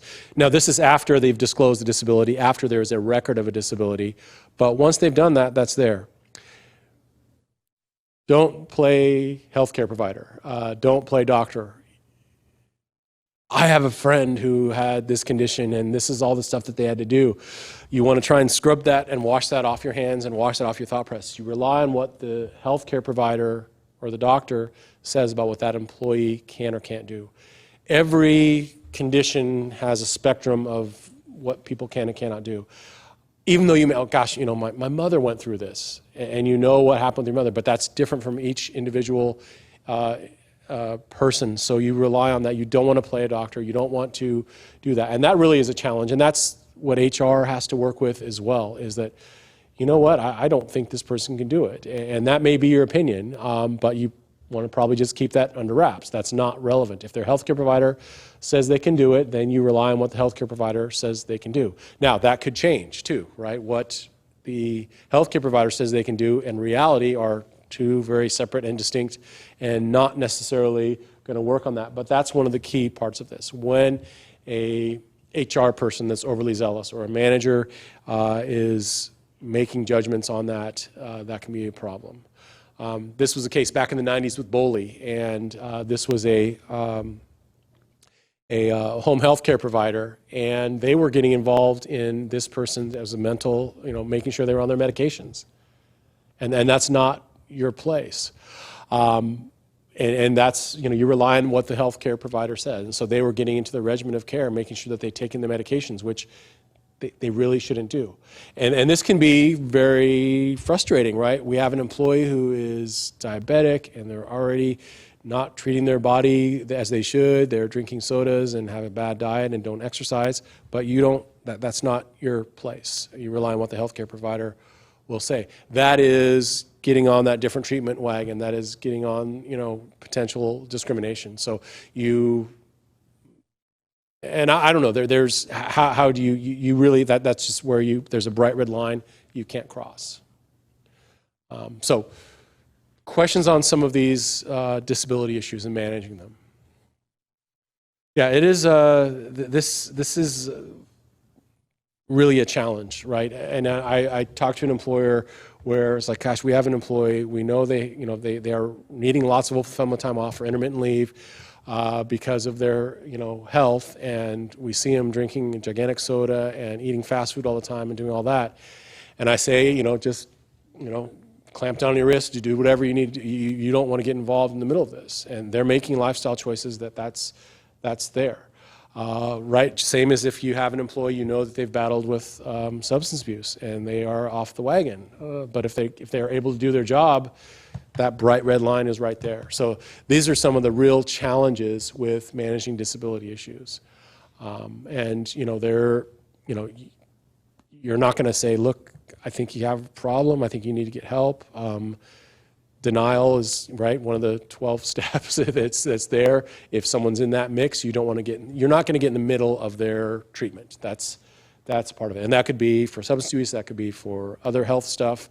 That's part of it. Maybe lay out in general terms, these are our employee assistance parameters. This is what you can do, but you're not going to direct anyone in to do that. Now, that can change if they're on like a last chance agreement for drugs and alcohol. So if they've come to work impaired and then they do that might be a little bit different. You're on a last chance agreement. You have to jump through certain hoops to do that. But in general, just rely on the employee's healthcare provider on how you get here. Easy as pie, right? Yeah, and this is in that same vein. Don't diagnose employees. Keep that in play. Confidentiality of medical records is a key part. This is a possible invasion of privacy. So all of those medical records, supervisors should probably not be keeping any medical records within their own supervised working files. And that might be more of a challenge for smaller employers, the clients you work with, but for employment department employees, those should probably all be routed to HR in where they goes. Yeah, some supervisors with a job-related reason for knowing may need to know about the possible accommodations. But most of them, I would say, you probably don't need to, that doesn't need to be broadcasted. If the employee discloses, that's fine. So only in rare circumstances do you need to disclose any medical conditions that employees may have. And that's one of the things, I was baseball coach for a number of years, and the nurse that was our healthcare expert was talking about that, is that, look, you're not going to administer any EpiPens or anything of that stuff. That's really what the kid, and in a lot of these 12-year-old kids, if they have severe allergies, or if there's a bee sting, or if there's something like that, you're aware of it, but that's not something that you're going to be administering. And that's in the same way that you're doing that as well, only with people that have a job-related reason to know about that sort of thing. That's part of it. That's where there's another bright red line. You want to stay away from that. Questions on this is hard, and I don't know. There probably is some wiggle room in a little of this. If you have an employee that maybe you have a close relationship with, you've known them for a long time, or it's in there, and you see them circling the drain, they're going through some bad health situations, hey, look, I think you might need to get help. Here's our employee assistance, something like that. I don't know where that line is directly, but I think there are some common human elements that can come into play. You just don't want to be, as your supervisor, I'm telling you what you need to do for your own health and your health conditions, something like that. So, because I know that there are, some good, feel-good stories where that comes into play. Look, my supervisor, told me, look, I'm not saying this as my employee that I supervise or on behalf of the employer. I'm just saying as a friend, I think you might need to get help. And then just leave it at that, right? You don't go into anything more on that. So I know that there are some situations where, employers have kind of gone on a limb like that. I just would caution you. I would run it past your HR team to see exactly where you go with that, because that's one of the big elements. So I'm seeing Teresa come down, so I'll hold off.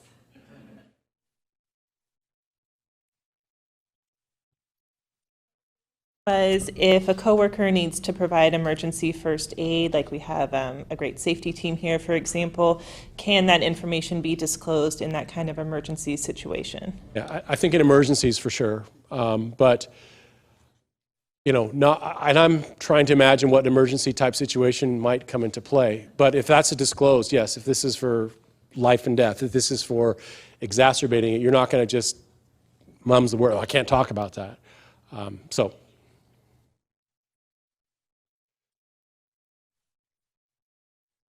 All right, so avoid. These are disability issues as well. You must be able to perform 100% or all of your job duties. Remember, essential job functions is what's clear. Now, what's hard is a lot of businesses, a lot of employers look at it in these bottom line type terms. You don't necessarily need to do 100% of all your duties to be able to perform the essential functions of the job. And you can't really quantify this anyway in most circumstances. So yeah, avoid any of this type any of these 3 bullet points. You must bring in a full release before you may return to work.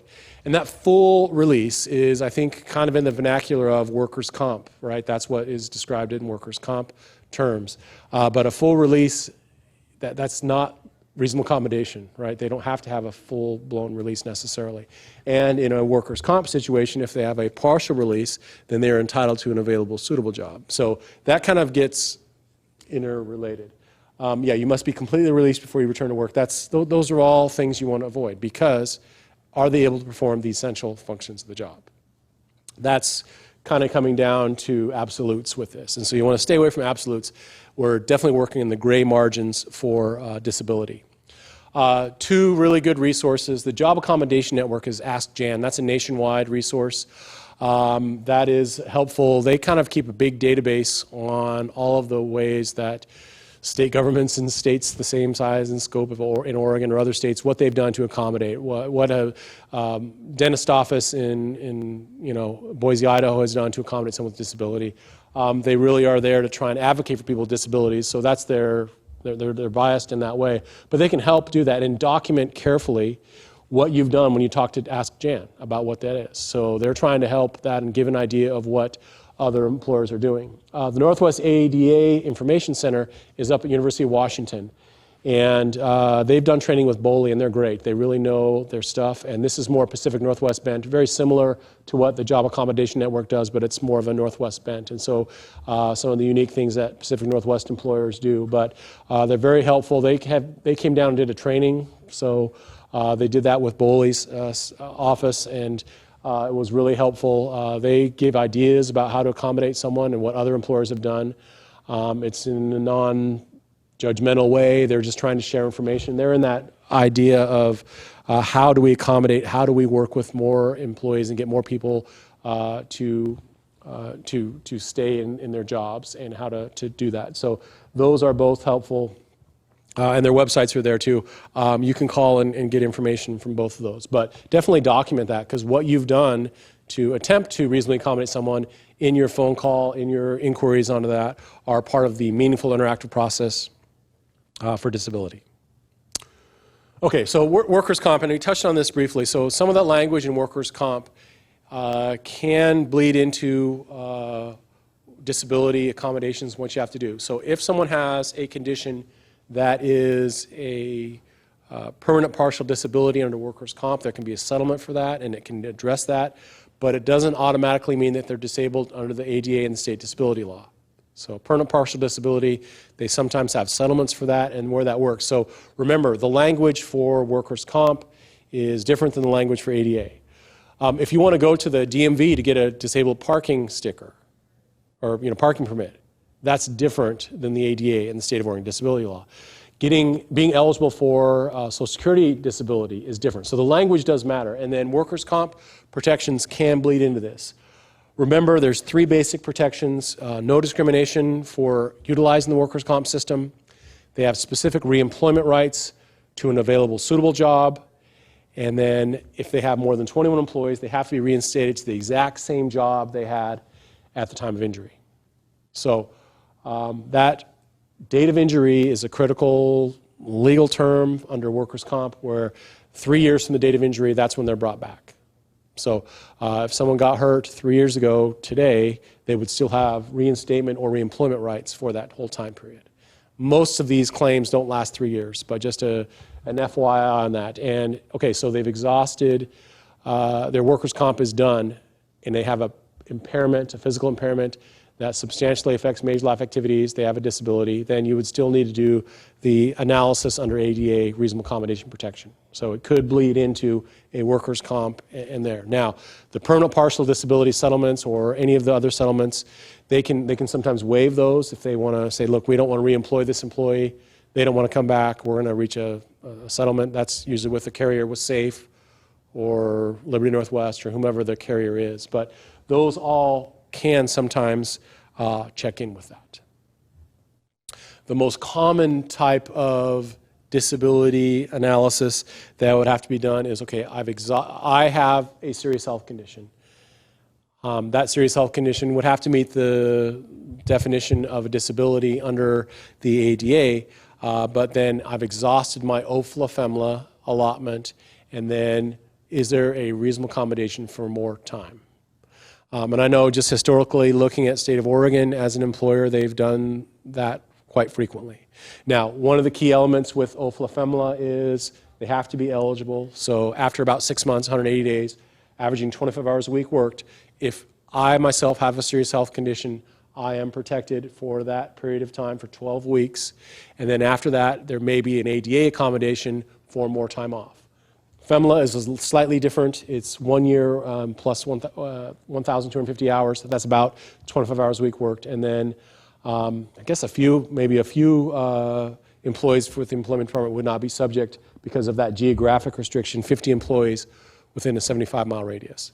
So those leaves for the employee's own serious health condition are often disabilities, but not always. They aren't always with that. Because with my own protection with that, pregnancy, right? Pregnancy is a serious health condition, but pregnancy is not a disability. However, we do have a new law that I'll talk about briefly as well on where this can come into play. So you're definitely covered. ADA would only cover the serious health condition of the employee. It would not cover any of those other factors. If it's a family member, bonding with baby, pregnancy-related disability, any of those things are not going to be in play. So this would only be for my own serious health condition. But OFLA is one of the biggest topics that BOLI does. For those of you who have been on the HR, you probably have talked with us on how to make sure we implement OFLA. We have a good handbook, updated handbook on this. We do 2-day trainings. This is one of the biggest challenges that employers have on this. But we almost always tell employers, okay, they've exhausted their OFLA allotment. You don't have to maintain health insurance anymore unless your policy says that you do. They don't have specific reinstatement, reemployment rights to the same job they had at the time of injury, but is it a reasonable accommodation to allow for a leave of absence? Like that Time Warner case happened, right? This person had surgery, a nodule removed from their thyroid. They had cancer on their thyroid, and they had exhausted their 12 weeks of leave. They were planning on returning in 3 weeks. Wouldn't it be a reasonable accommodation to do that?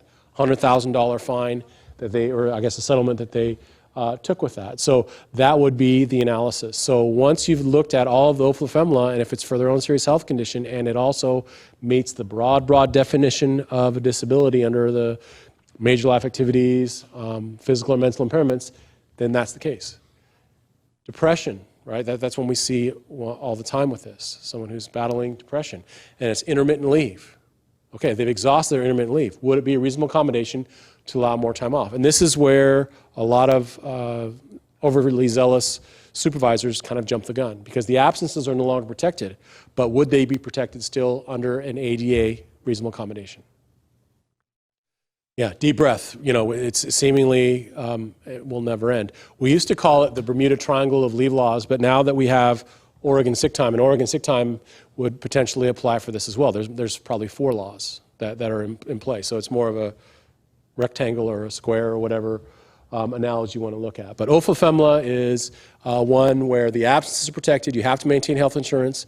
Now, per policy, I know a lot of agencies within the state of Oregon, it's kind of up to their discretion, but we had an employee actually who had a kid at BOLI who had a serious health condition, and it was dire, and she took a fairly long leave of absence, more than 12 weeks. And so they, as a policy, granted more time than 12 weeks that was allotted. If an employer does that, they would have to do the same thing for someone with their own disability. So, what's the historical context of this? And that's what HR will have to kind of weigh. You can look at the nitty-gritty of the law and understand we need to reasonably accommodate someone with a disability, and a leave of absence might be part of the mix. But what is also the historical context of that? With the employment department, back in 1999, ex-employee got a leave of absence for this long. Those are the sort of comparative things that you may have to comb over before you make any of these final type decisions on what to do. Okay, I always hate to ask this. Any questions on OFLA? Because we could go down the rabbit hole very easily. This is not necessarily an OFLA seminar, and we do those. Our website's really great. But it is part of this mix, and it is something that you can't ignore when you're dealing with ADA issues and reasonable accommodation.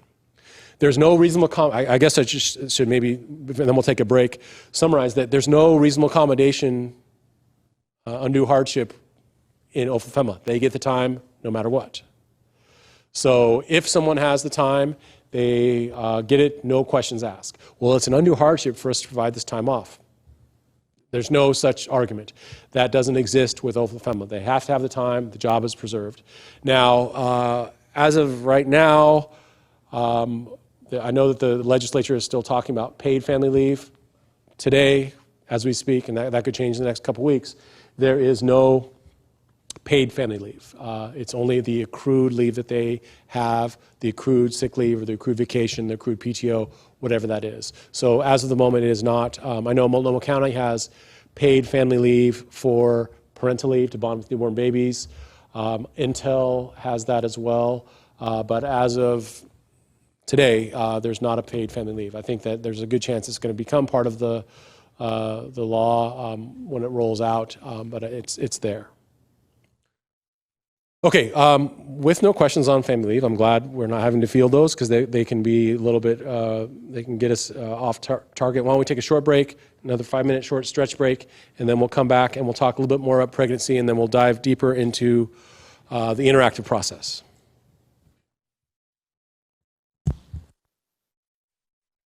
Welcome back. I didn't really get started on anything too much. We're going to close the door on family leave. Also, this next part is not a huge change for probably employment department folks, but it is a change for maybe your clients or the folks that you work with, the employers, because this is beefed up. This House Bill 2341 has beefed up the pregnancy-related accommodations. So it's still unlawful, and it has always been unlawful, or it's been unlawful to discriminate against or treat someone differently based on pregnancy. But now this has been beefed up to require reasonable accommodation. So there hadn't been that whole thing. There's still an undue hardship argument that can be made, but an employer needs to make sure that they reasonably accommodate pregnant employees for known limitations. So known limitations, that's going to be a possible sticking point. We don't know what that is. Remember, every pregnancy is different. I think I would look at it into that lens, and that even the same employee can have one pregnancy that's been super challenging, the next one's less challenging. So, even for the same person. So no presumptions, no discrimination based on known limitations. So it could be a possible accommodation. These are listed in the statute itself. This is rolling out January 1st, 2020, but possible modifications or reasonable accommodations would include equipment or devices, longer or more periodic breaks. This is not going to be popular with employers, but if that's something that, and I think this is also in the same vein we had talked about before, about where, the healthcare provider is the one that makes the call on this. So you don't want to say, hey, you're pregnant, so you need to take more breaks, right? That's going to be them and what their healthcare provider says. Or you're going to be, since you're pregnant, we're not going to have you do any lifting. That's the same thing. Now, if they need accommodation, if they need assistance in manual labor, or they need a modified schedule, that's where you would do the reasonable accommodation analysis. But it's not something where you take that leap where it goes forward. So it's there. Now, there is an undue hardship exception, and there's a poster/notification coming. So sick time was the first one. That's not really a poster. It's more of a notification, and so that's kind of the same place. But what this does, I think, it just beefs up the pregnancy-related discrimination and requires an accommodation that was not required previously. So this is the reality, and this is, I don't think this is a secret. Social experiments that society is kind of putting out there are employers have to absorb it. This is one, family leave. Garnishments are a sitting duck for this. So employers do have to they're adjusting. Paid family leave is another one that's coming. So these are likely all things that employers have to just sort of, it's a cost of doing business.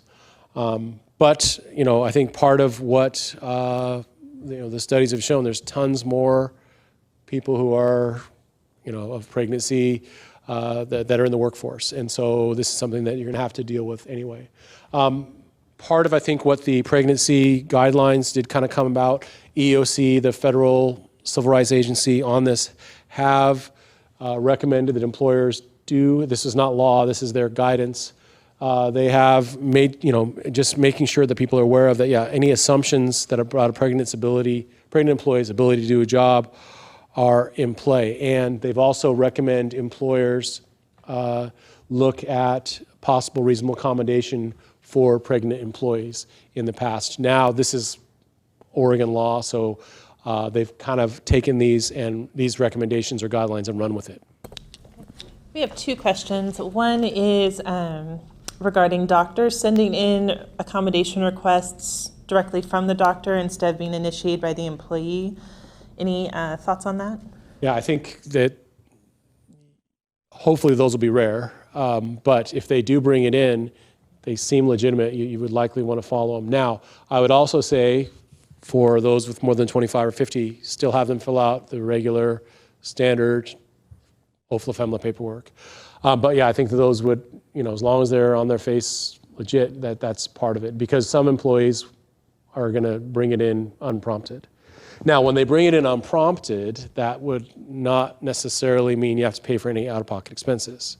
But I would say if you get that and then you want to follow, but then follow up with regular OFLA FEMLA paperwork too. Thank you. And the second one was, could you speak a little bit to morning sickness in this context? Yeah, so morning sickness, that's fairly easy, reasonable combination. I imagine it could be a longer break or a more periodic break. I don't know if this would even really come into play with reasonable accommodation because you have to do it anyway with OFLA FEMLA. All morning sickness counts as OFLA FEMLA protected leave. It's all in that mix. So, but would it be a reasonable accommodation for someone to come in late? Now, yes. And I guess it would apply if you're smaller than 25 and have more than 6, but the absence would be protected. Would it be a violation of your attendance policy? Probably not. Now, this is old hat for OFLA FEMLA covered employers because you've always provided that as a protected absence. I guess it would just be in that narrow +6, less than 25 employees that have to cover for it. So, anyway, this House bill is pretty brief, actually, for a lot of the ones that BOLI interpret. I looked at it, and I was like, thankfully, it's only a couple of pages that we have to kind of interpret, but we'll see. I don't know whether or not there's going to be administrative rules. So BOLI writes the rules to interpret the statute. There may be just some brief couple of pages. It seems like it's fairly straightforward. EOC's guidance does outline a lot of what now employers are doing and should be doing. So that's part of what that is. Remember, maternity leave is kind of in the rearview mirror now. It is pregnancy-related disability. It is time off. It's not gender specific. It is kind of an imprecise term under OFLA because a birthing parent who takes any pregnancy-related disability that's incapacitated is entitled to leave. And parental leave is the bonding. So probably a 1980s, 90s capture of what maternity leave is, it's kind of something you want to start moving away from because it's, I think, the presumption of a mom taking time off. Remember, under OFLA and the pregnancy-related disability, the time off due to pregnancy before and after the birth is protected. There's a possible reasonable accommodation situation for part of that, and then fathers can take time to bond with newborn baby as well. So it's part of that. I would just heed caution that there are reasonable accommodation elements now within pregnancy. Part of the challenges with this is that pregnancy is not a disability under ADA, but it is now under this new bill. There is a reasonable accommodation element, there's an undue hardship element, and all of those things will come into play. I think it's going to be a little bit of wait and see. I would definitely make sure you run this up the flagpole to HR before you make any unilateral decisions on what this is. And each pregnancy is different. There's in one very narrow circumstance under OFLA that you could get 36 weeks of leave in a 52-week year. I know the states rolled out the calendar years of the new leave year that's being used. So if the timing was just right, someone could, in theory, get 36 weeks of leave. Now, most employees that work for the employment department and most employers in Oregon can't afford to take 36 weeks of leave in a 52-week year and still be able to pay the bills and do all that. But there is a narrower exception with that. Our handbook has a lot of stuff on that. I would just make sure that you're on board with the pregnancy part of this as a new reasonable accommodation requirement. All right. Rest breaks for expressing breast milk. And there's a bill that I didn't get to put into this handout that's also beefing up some of these protections as well. And there is an undue hardship for this as well, but for the most part, employers need to make sure that they provide a private location for that and accommodate that. Now, the employee is responsible for storage, so that's part of it. This is I guess we kind of touched on this a tad with the restroom breaks or excessive restroom breaks. These are built in. This is for expression of breast milk. So not nursing, this is pumping, expressing breast milk. And they get 30 minutes for every major portion of 4 hours that they work. So 20 minutes of that can be unpaid. I don't know exactly how those excessive restroom breaks would come into play with this, but as far as expressing breast milk, so if there's 30 minutes, 20 minutes of that can be unpaid. And the employer can't require they work extra hours at the end, can't require them to make up the time, although if the employee wants to do it without coercion, they can. But then that would mean that you would pay 40 minutes less for the 2 breaks with that. I know just talking with employers, and my wife had this same thing, she got a lot more efficient with the pump as practiced and all of that.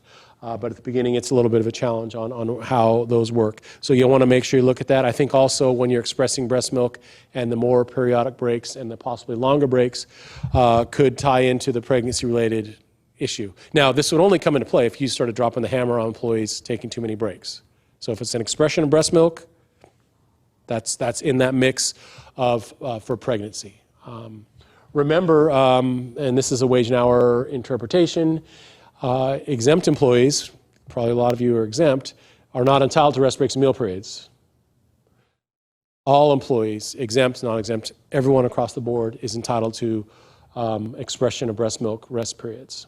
So that has been a challenge with some school districts we've talked to, even though they've negotiated this in a union contract. The teachers are entitled to expression of breast milk breaks, and if they're not getting them, that's on the employer. So they're having, and this was not considered in the union agreements, and then administrations sometimes coming in and having to pinch hit in the classroom for this. So, and that's been a bit of a challenge. But rest breaks and meal periods for expression of breast milk is for every employer in Oregon, exempt and non-exempt. Questions on that one? Oregon has there's an actual lobby that the La Leche League. They advocate for people for breastfeeding. There are a lot of health benefits and all that, but I'm not discounting it, but I'm just saying, look, there's people that are really in this.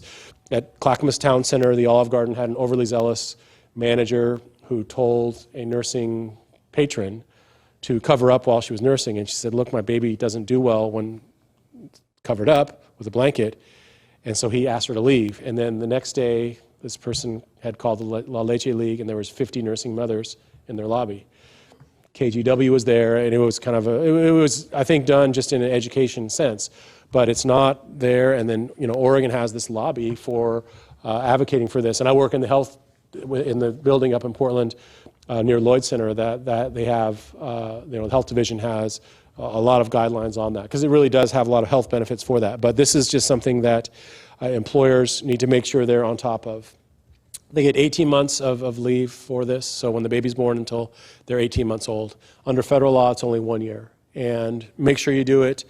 A lot of employers are creative about, so this would be out for your clients, how they get a room for construction, police officers, how they do that. That can really be a challenge. So the private room, it probably is easier in an office-type setting where I work, where a lot of you work, but it can be a challenge in some industries. Agriculture, they're having a small tent next to the potable water and restroom and places like that.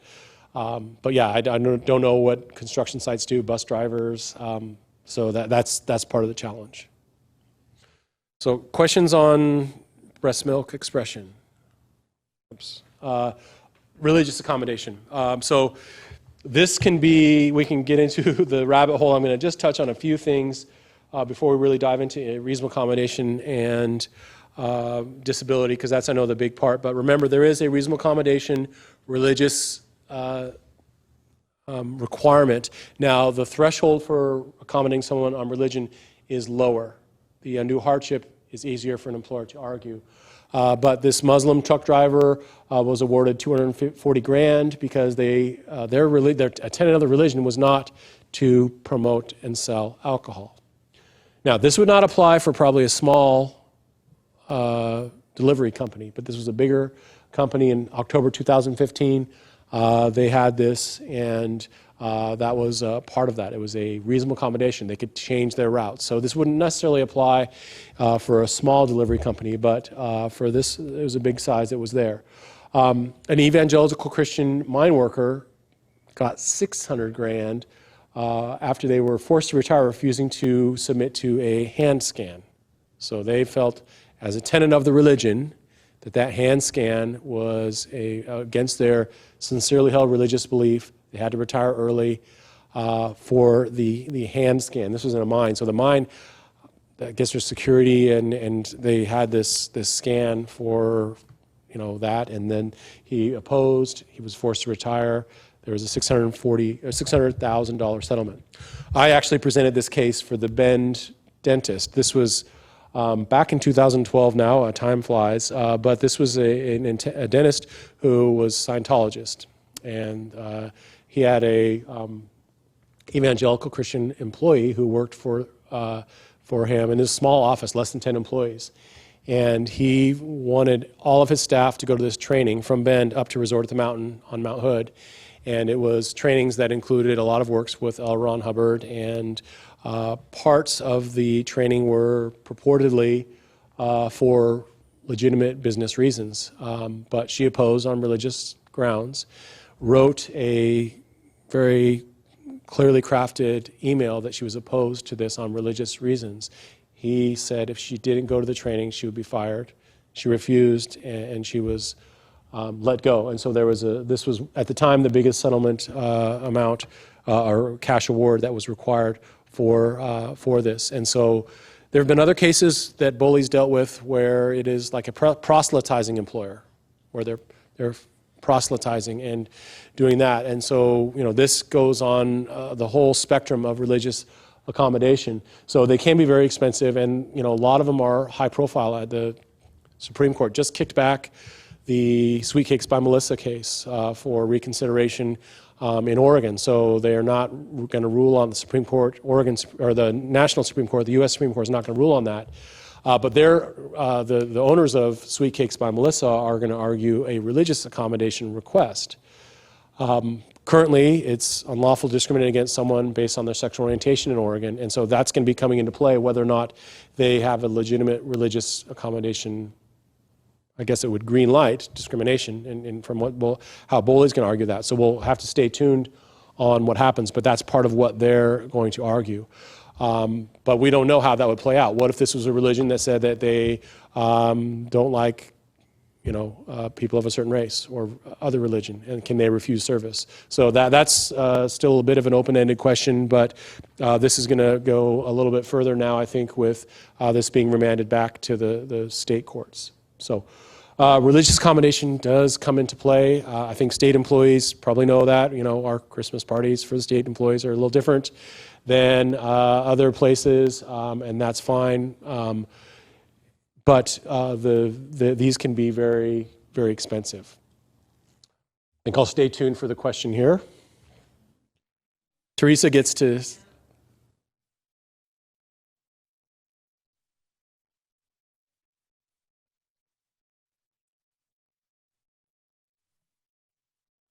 Two questions. One is mine, but I'll start with the online one. There's just a question regarding the person working for the dentist in Bend. Did they also receive their job back as part of the final? No, they did not. They were terminated, and that was not something they were requesting. It was really an interesting case, just anecdotally. So he had two attorneys.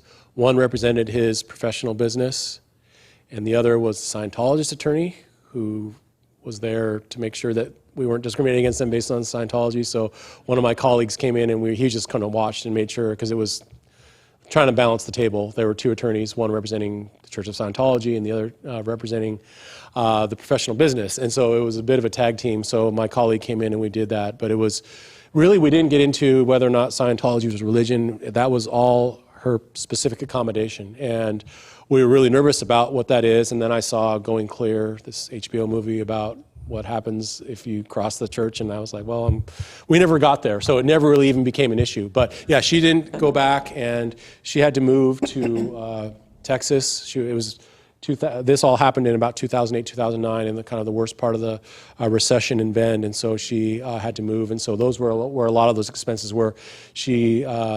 One of her daughters had to stay back in Central Oregon, and she had to move to Texas, so she missed some things. Anyway, it was a very interesting case, but we never really even were discussing whether or not Scientology was a religion or not, luckily, because that was something that we wanted to make sure we steered very clear from. And that brings me to my question, which is, we've heard a lot about kind of the interactive process and the different steps and documentation in terms of disability. Can you speak a little bit about the equivalent process when someone requests an accommodation? Right, so if you have a religious accommodation, it has to be a tenet of the religion, right? It has to be something, it's not just a request, it's not just a preference, it is a tenet of a religion on a sincerely held religious belief. So one of the tenets of the Seventh-day Adventist is not working on the Sabbath. That's a tenet of the religion. I think that's not in dispute. And so that is a tenet, not a preference. They are forbidden by the teaching of the religion to work on that day, rather than a preference. So one of the challenges that you all will have to do if you do have that is make sure you work with HR, make sure you're not making any ad hoc decisions on your own. But is this a preference or is this a tenet of a religion? Because it doesn't necessarily have to be a religion you've heard of. It doesn't have to be a scenario where it's kind of standard that Seventh-day Adventists don't work on Saturdays. So now, is there an interactive process? Well, it's not as specifically lined out and required as there is with disability. But I think you can make some pointed questions and find out whether this is a tenet of a religion or whether this is a situation where it's a preference. Yes?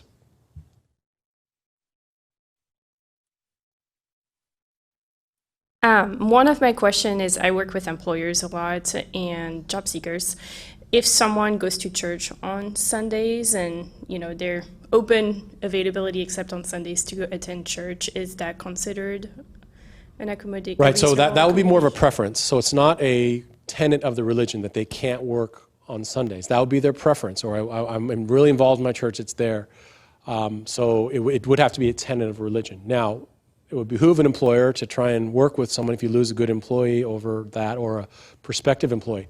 This would be in the same thing with hiring. You don't want to ask any questions about religion, right? Just like you wouldn't want to ask any questions about disability. But the required interactive process is not as distinct and separate where you have to do it. Now, you have an employee that says, I can't work on Sundays. And then so once they are employed and they're the best candidate, okay, so they're an applicant, they're the best candidate. Is this a tenet of your religion or is this a preference? So, because there's some bizarre, scenarios with what a sincerely held religious belief is and how it will fit in. So it's not necessarily traditional. One of the cases from back in the 90s was the Church of Body Modification. This employee in Ohio belonged to the Church of Body Modification, which at the time had a website and a small office in Southeast Portland.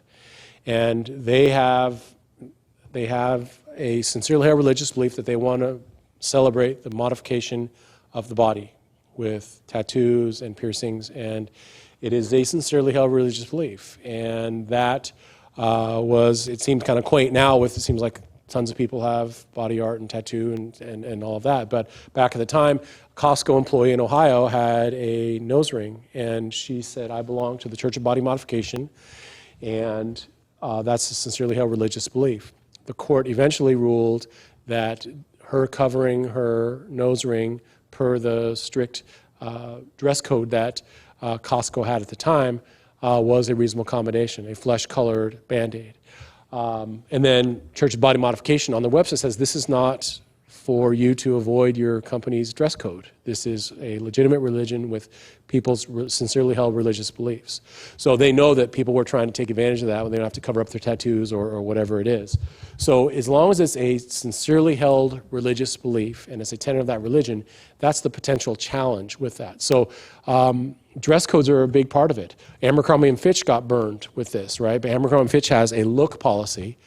And usually it's, the beautiful Brad Pitt, Selena Gomez type look of, beautiful, angular, whatever. But the look policy that this applicant in Texas had was she was wearing a headscarf. And she followed the rules. The manager followed the rules on the look, this person violates her headscarf. Part of the defense that Abercrombie & Fitch said is that there was no religious exception. But the mere fact that Abercrombie & Fitch's policy said that someone wearing a headscarf is a violation of our look policy had an adverse impact on religious groups. So that is part of this. And then I dug this case up too, Greyhound. I actually didn't know that Greyhound in Baltimore still runs lines. I know the Oregon stuff has been cut a lot. But this was a practicing Muslim who had sincerely held religious belief to wearing a headscarf and a loose-fitting ankle-length garment that conceals the outline of the wearer's body. And they said, no can do in training. They would not accommodate this, which seems ridiculous. In 2019, this was just, this press release was in 2014. So this is an ongoing lawsuit. We don't know what this is. But EEOC's argument from their brief is the driver was able to perform her duties safely while wearing her religious garb, but Greyhound unjustly refused to accommodate her religious beliefs. No employee should be forced to choose between practicing her sincerely held religious beliefs and earning a living. So that one is coming. Anyway, stay tuned. We'll see where these things go, but it's very broad how these are looked at. Also, in religious accommodations for sincerely held religious beliefs, it has been tested if someone doesn't believe in God or is agnostic, then that sincerely held religious belief could be enough for accommodation. So stay tuned with this. This is an ongoing potential issue. Dress codes need to probably be addressed. Would a reasonable accommodation? Don't jump to any conclusions. Roll it up the flagpole with HR to see if this is something we can do.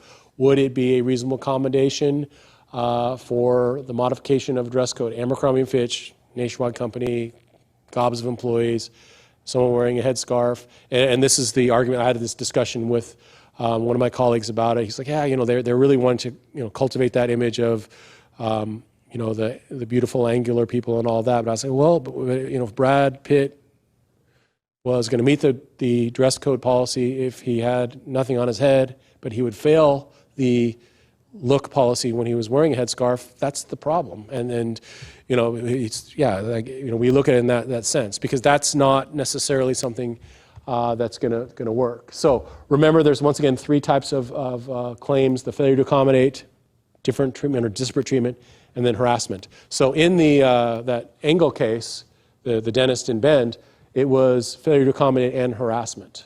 So we looked at that. That was the conclusion that the labor commissioner made.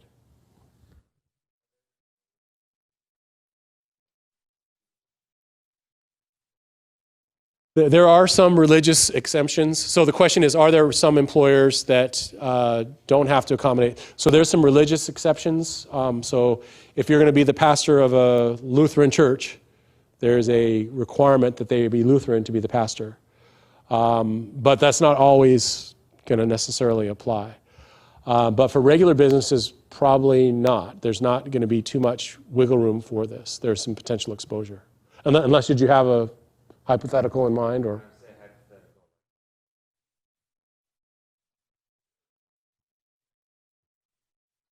Right, so if it's just a private college with a teacher, and that's actually one of the cases that I looked at. I thought this was really interesting. I was looking forward to investigating it further, but they withdrew it and went to court.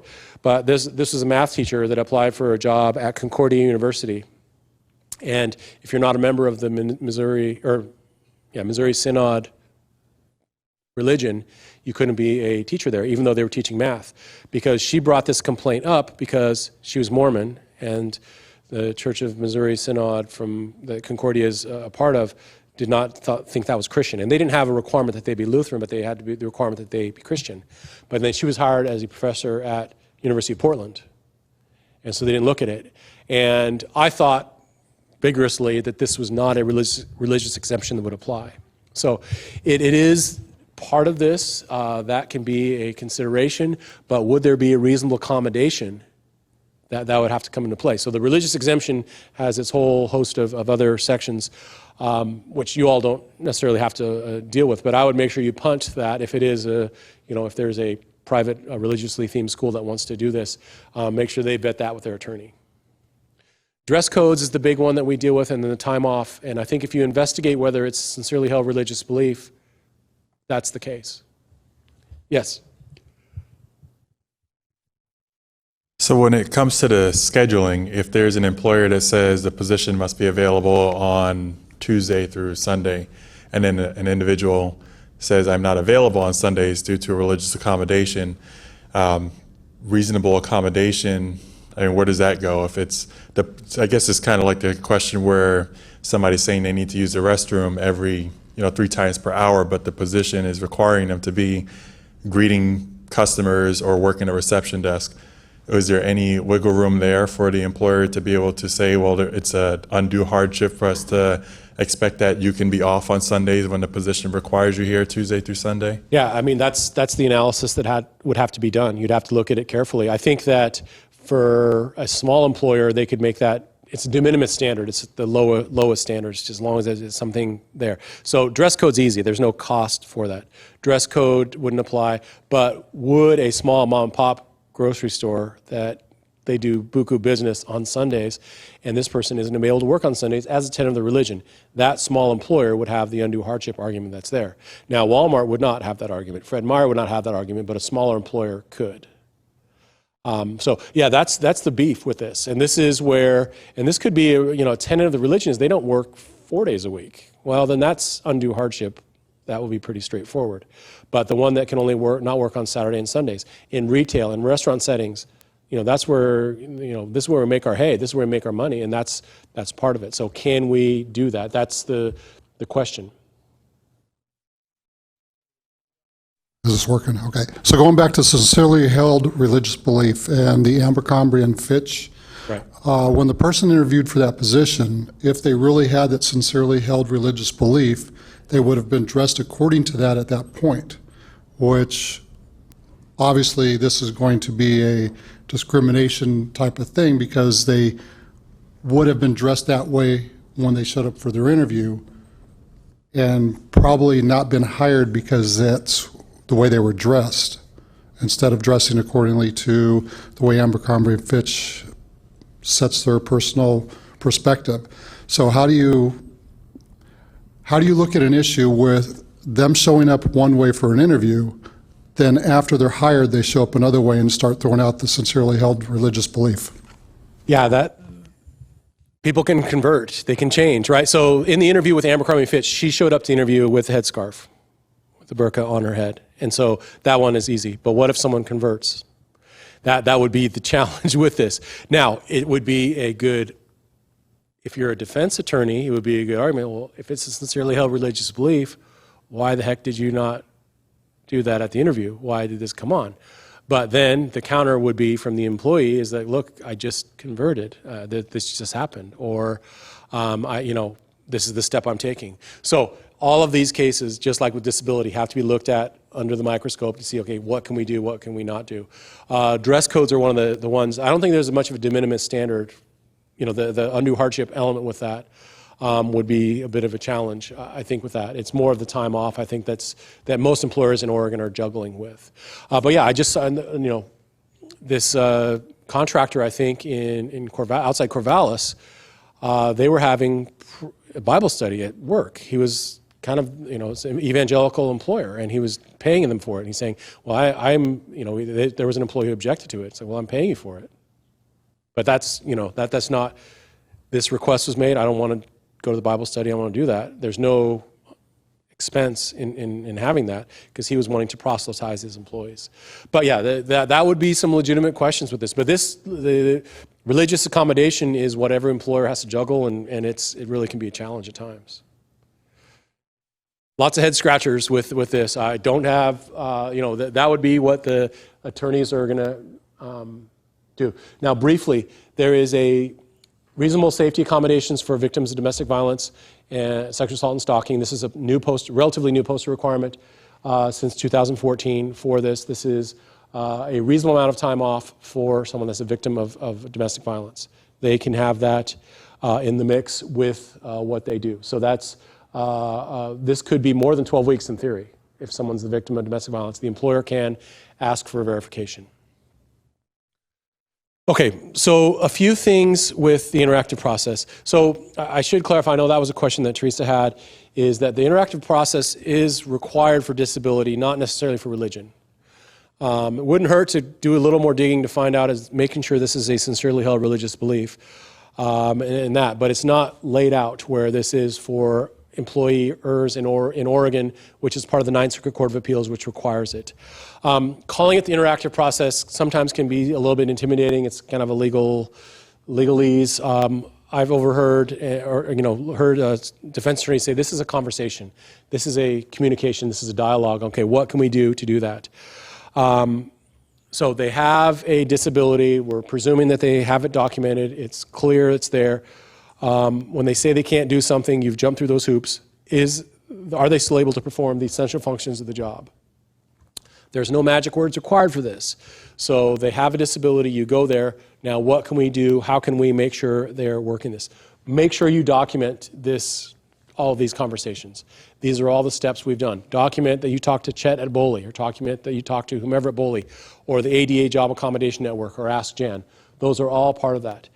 Also, even if it seems futile, engage in it. Document that what you've done. We have an employee with a disability. We don't think they can do their job, but we're going to talk about what maybe they can do, what they can't do, how we can get there. And if it is done in good faith, I think that it really can help with the A, legal requirement, and B, potentially avoiding litigation. So document what it is. Now, probably don't really get there with applicant, but the law does talk about that. The interactive process wouldn't start until after they're hired in almost all circumstances, but maybe just getting their foot in the door for a possible interview or whatever it is. Find out what a reasonable accommodation might be. Because in the hiring process, you don't ask any questions about medical conditions, any of that stuff. But maybe just to get their foot in the door for an interview, maybe the TDD part of it. It might be a series of structured communications. It really might be informal, where we just talked in a break about what maybe needs to happen. If they disclose to you that they have battled depression over the years and they mention it, there may not be a reasonable accommodation required. But you would say, okay, if you have a diagnosis, we have that, you need to let us know if there's any potential accommodations that you may need. And we'll talk about what that is, without promising or overselling anything. But then they told us on the 19th of June, I told them what they need. They brought in a doctor's release with their diagnosis on the 23rd, and then we talked, we just mentioned that maybe if there's accommodation requests that need to be made, we'll do that. That documented process is, okay, I have a diagnosis, we have that record, and then 2 years, if there's something that goes sideways, then the employer, even if you're no longer the supervisor that's directly involved in any of that, there's a possible, look, we know about that, we don't need to jump through any more hoops, let's talk about accommodation. In good faith, document the efforts you make. Maybe it is voice-activated software, maybe it is working from home a day or two, whatever it might be. I had to do some training with an employer where they had an employee who lived in Salem, worked up in Wilsonville, but she got in a car accident and she had some traumatic brain injury. And the hardest part of her doing her job was the transportation. Once she got to the desk, it wasn't too much of a problem. And she had teleworked before the injury. But then the employer took the teleworking option off the table.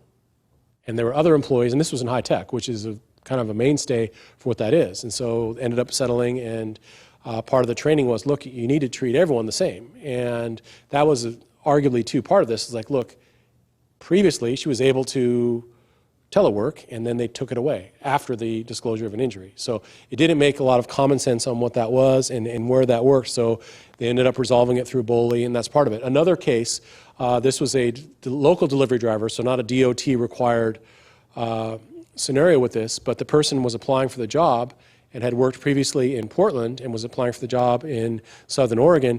And when he was filling out the application, he has a condition where if he's nervous and having stress, he kind of shakes. So when he was writing his application, The untrained reception said, look, you can't do that, or the untrained manager, you can't do that job if you have the shakes. So no, I can't, I've done it before. They just stopped that person interview and didn't allow them to apply, which is jumping the gun on this, right? That's jumping the gun on this. That's not reasonably accommodating someone for this. So, last two bullet points, which are really critical. It may placate the angry employee, and also it could uncover an accommodation that you had never thought of, that the employer-employee had done. So what are some of the things you can do with ADA Job Accommodation Network, with Ask Jan? All of those are there. So are the facilities accessible and usable by individuals with disabilities? That's the case. So true story at our building up in Portland, the Portland State Office building, mostly Health Division folks, but they had a scare. There was a scare that there was a weapons threat for someone in the medical marijuana program. So what they did is they locked one of the doors that's most accessible to the parking deck where the disabled parking spots are. So the persons with disabilities had to go all the way around from the building.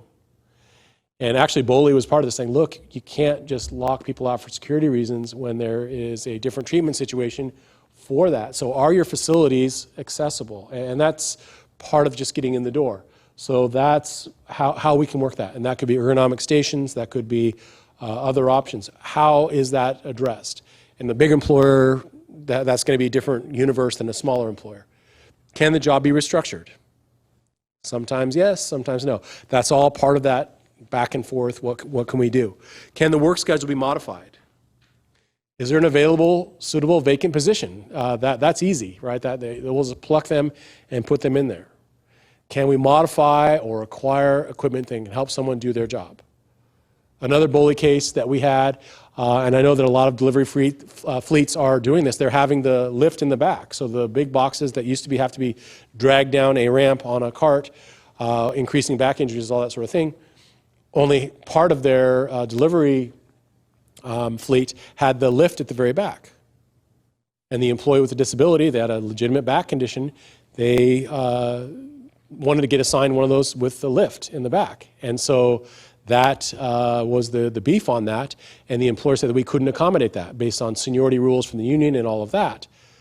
But the reasonable accommodation, that was, I don't think that was going to fly. So, looks like, do we have a question? Yes? No? All right. All right, so more of this. You don't have to necessarily do exactly what the employee requests. It could be a reassignment, it could be something else, it is any of these things. Remember, what are the essential functions of the job? That's what's critical. If they can perform the essential functions of the job with accommodation, you have to accommodate. If they can't perform the essential functions of the job because it is not there, that's not a requirement. You don't have to lower your production standards necessarily. You don't have to provide personal use items, hearing aids, glasses, prosthetic limbs, all of those sorts of things. Those are all part of that. Now, that's what's a challenge too, right?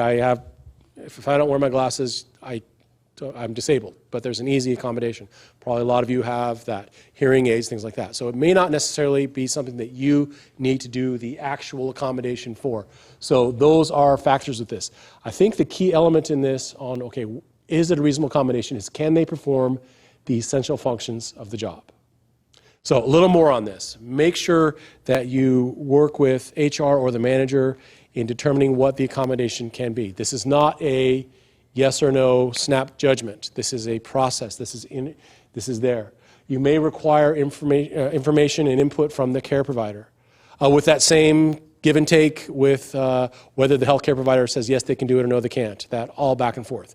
And they could do it when I gave the release 2 months ago, but they can't do it now. They used to be able to do all the essential functions of the job now, but maybe they can't now with input from that. You can require research regarding cost and the impact of this. It's not going to be a reasonable accommodation to hire 2 people to do the job that one person used to do. Right? You can't double the labor cost for something like that.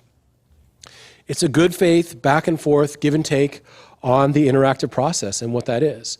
Also, it is ongoing, right? Someone likely with a progressive disease, this is going to change. What is okay today may not be okay in 6 months. We may need to revisit this. So it is that process. I like the conversation better than the interactive process. That sounds so sterile. But we're having a conversation about what you may or may not be able to do in order to do your job. It's more informal. You certainly document all of that, but it's really going to be paving the way for what you need to do.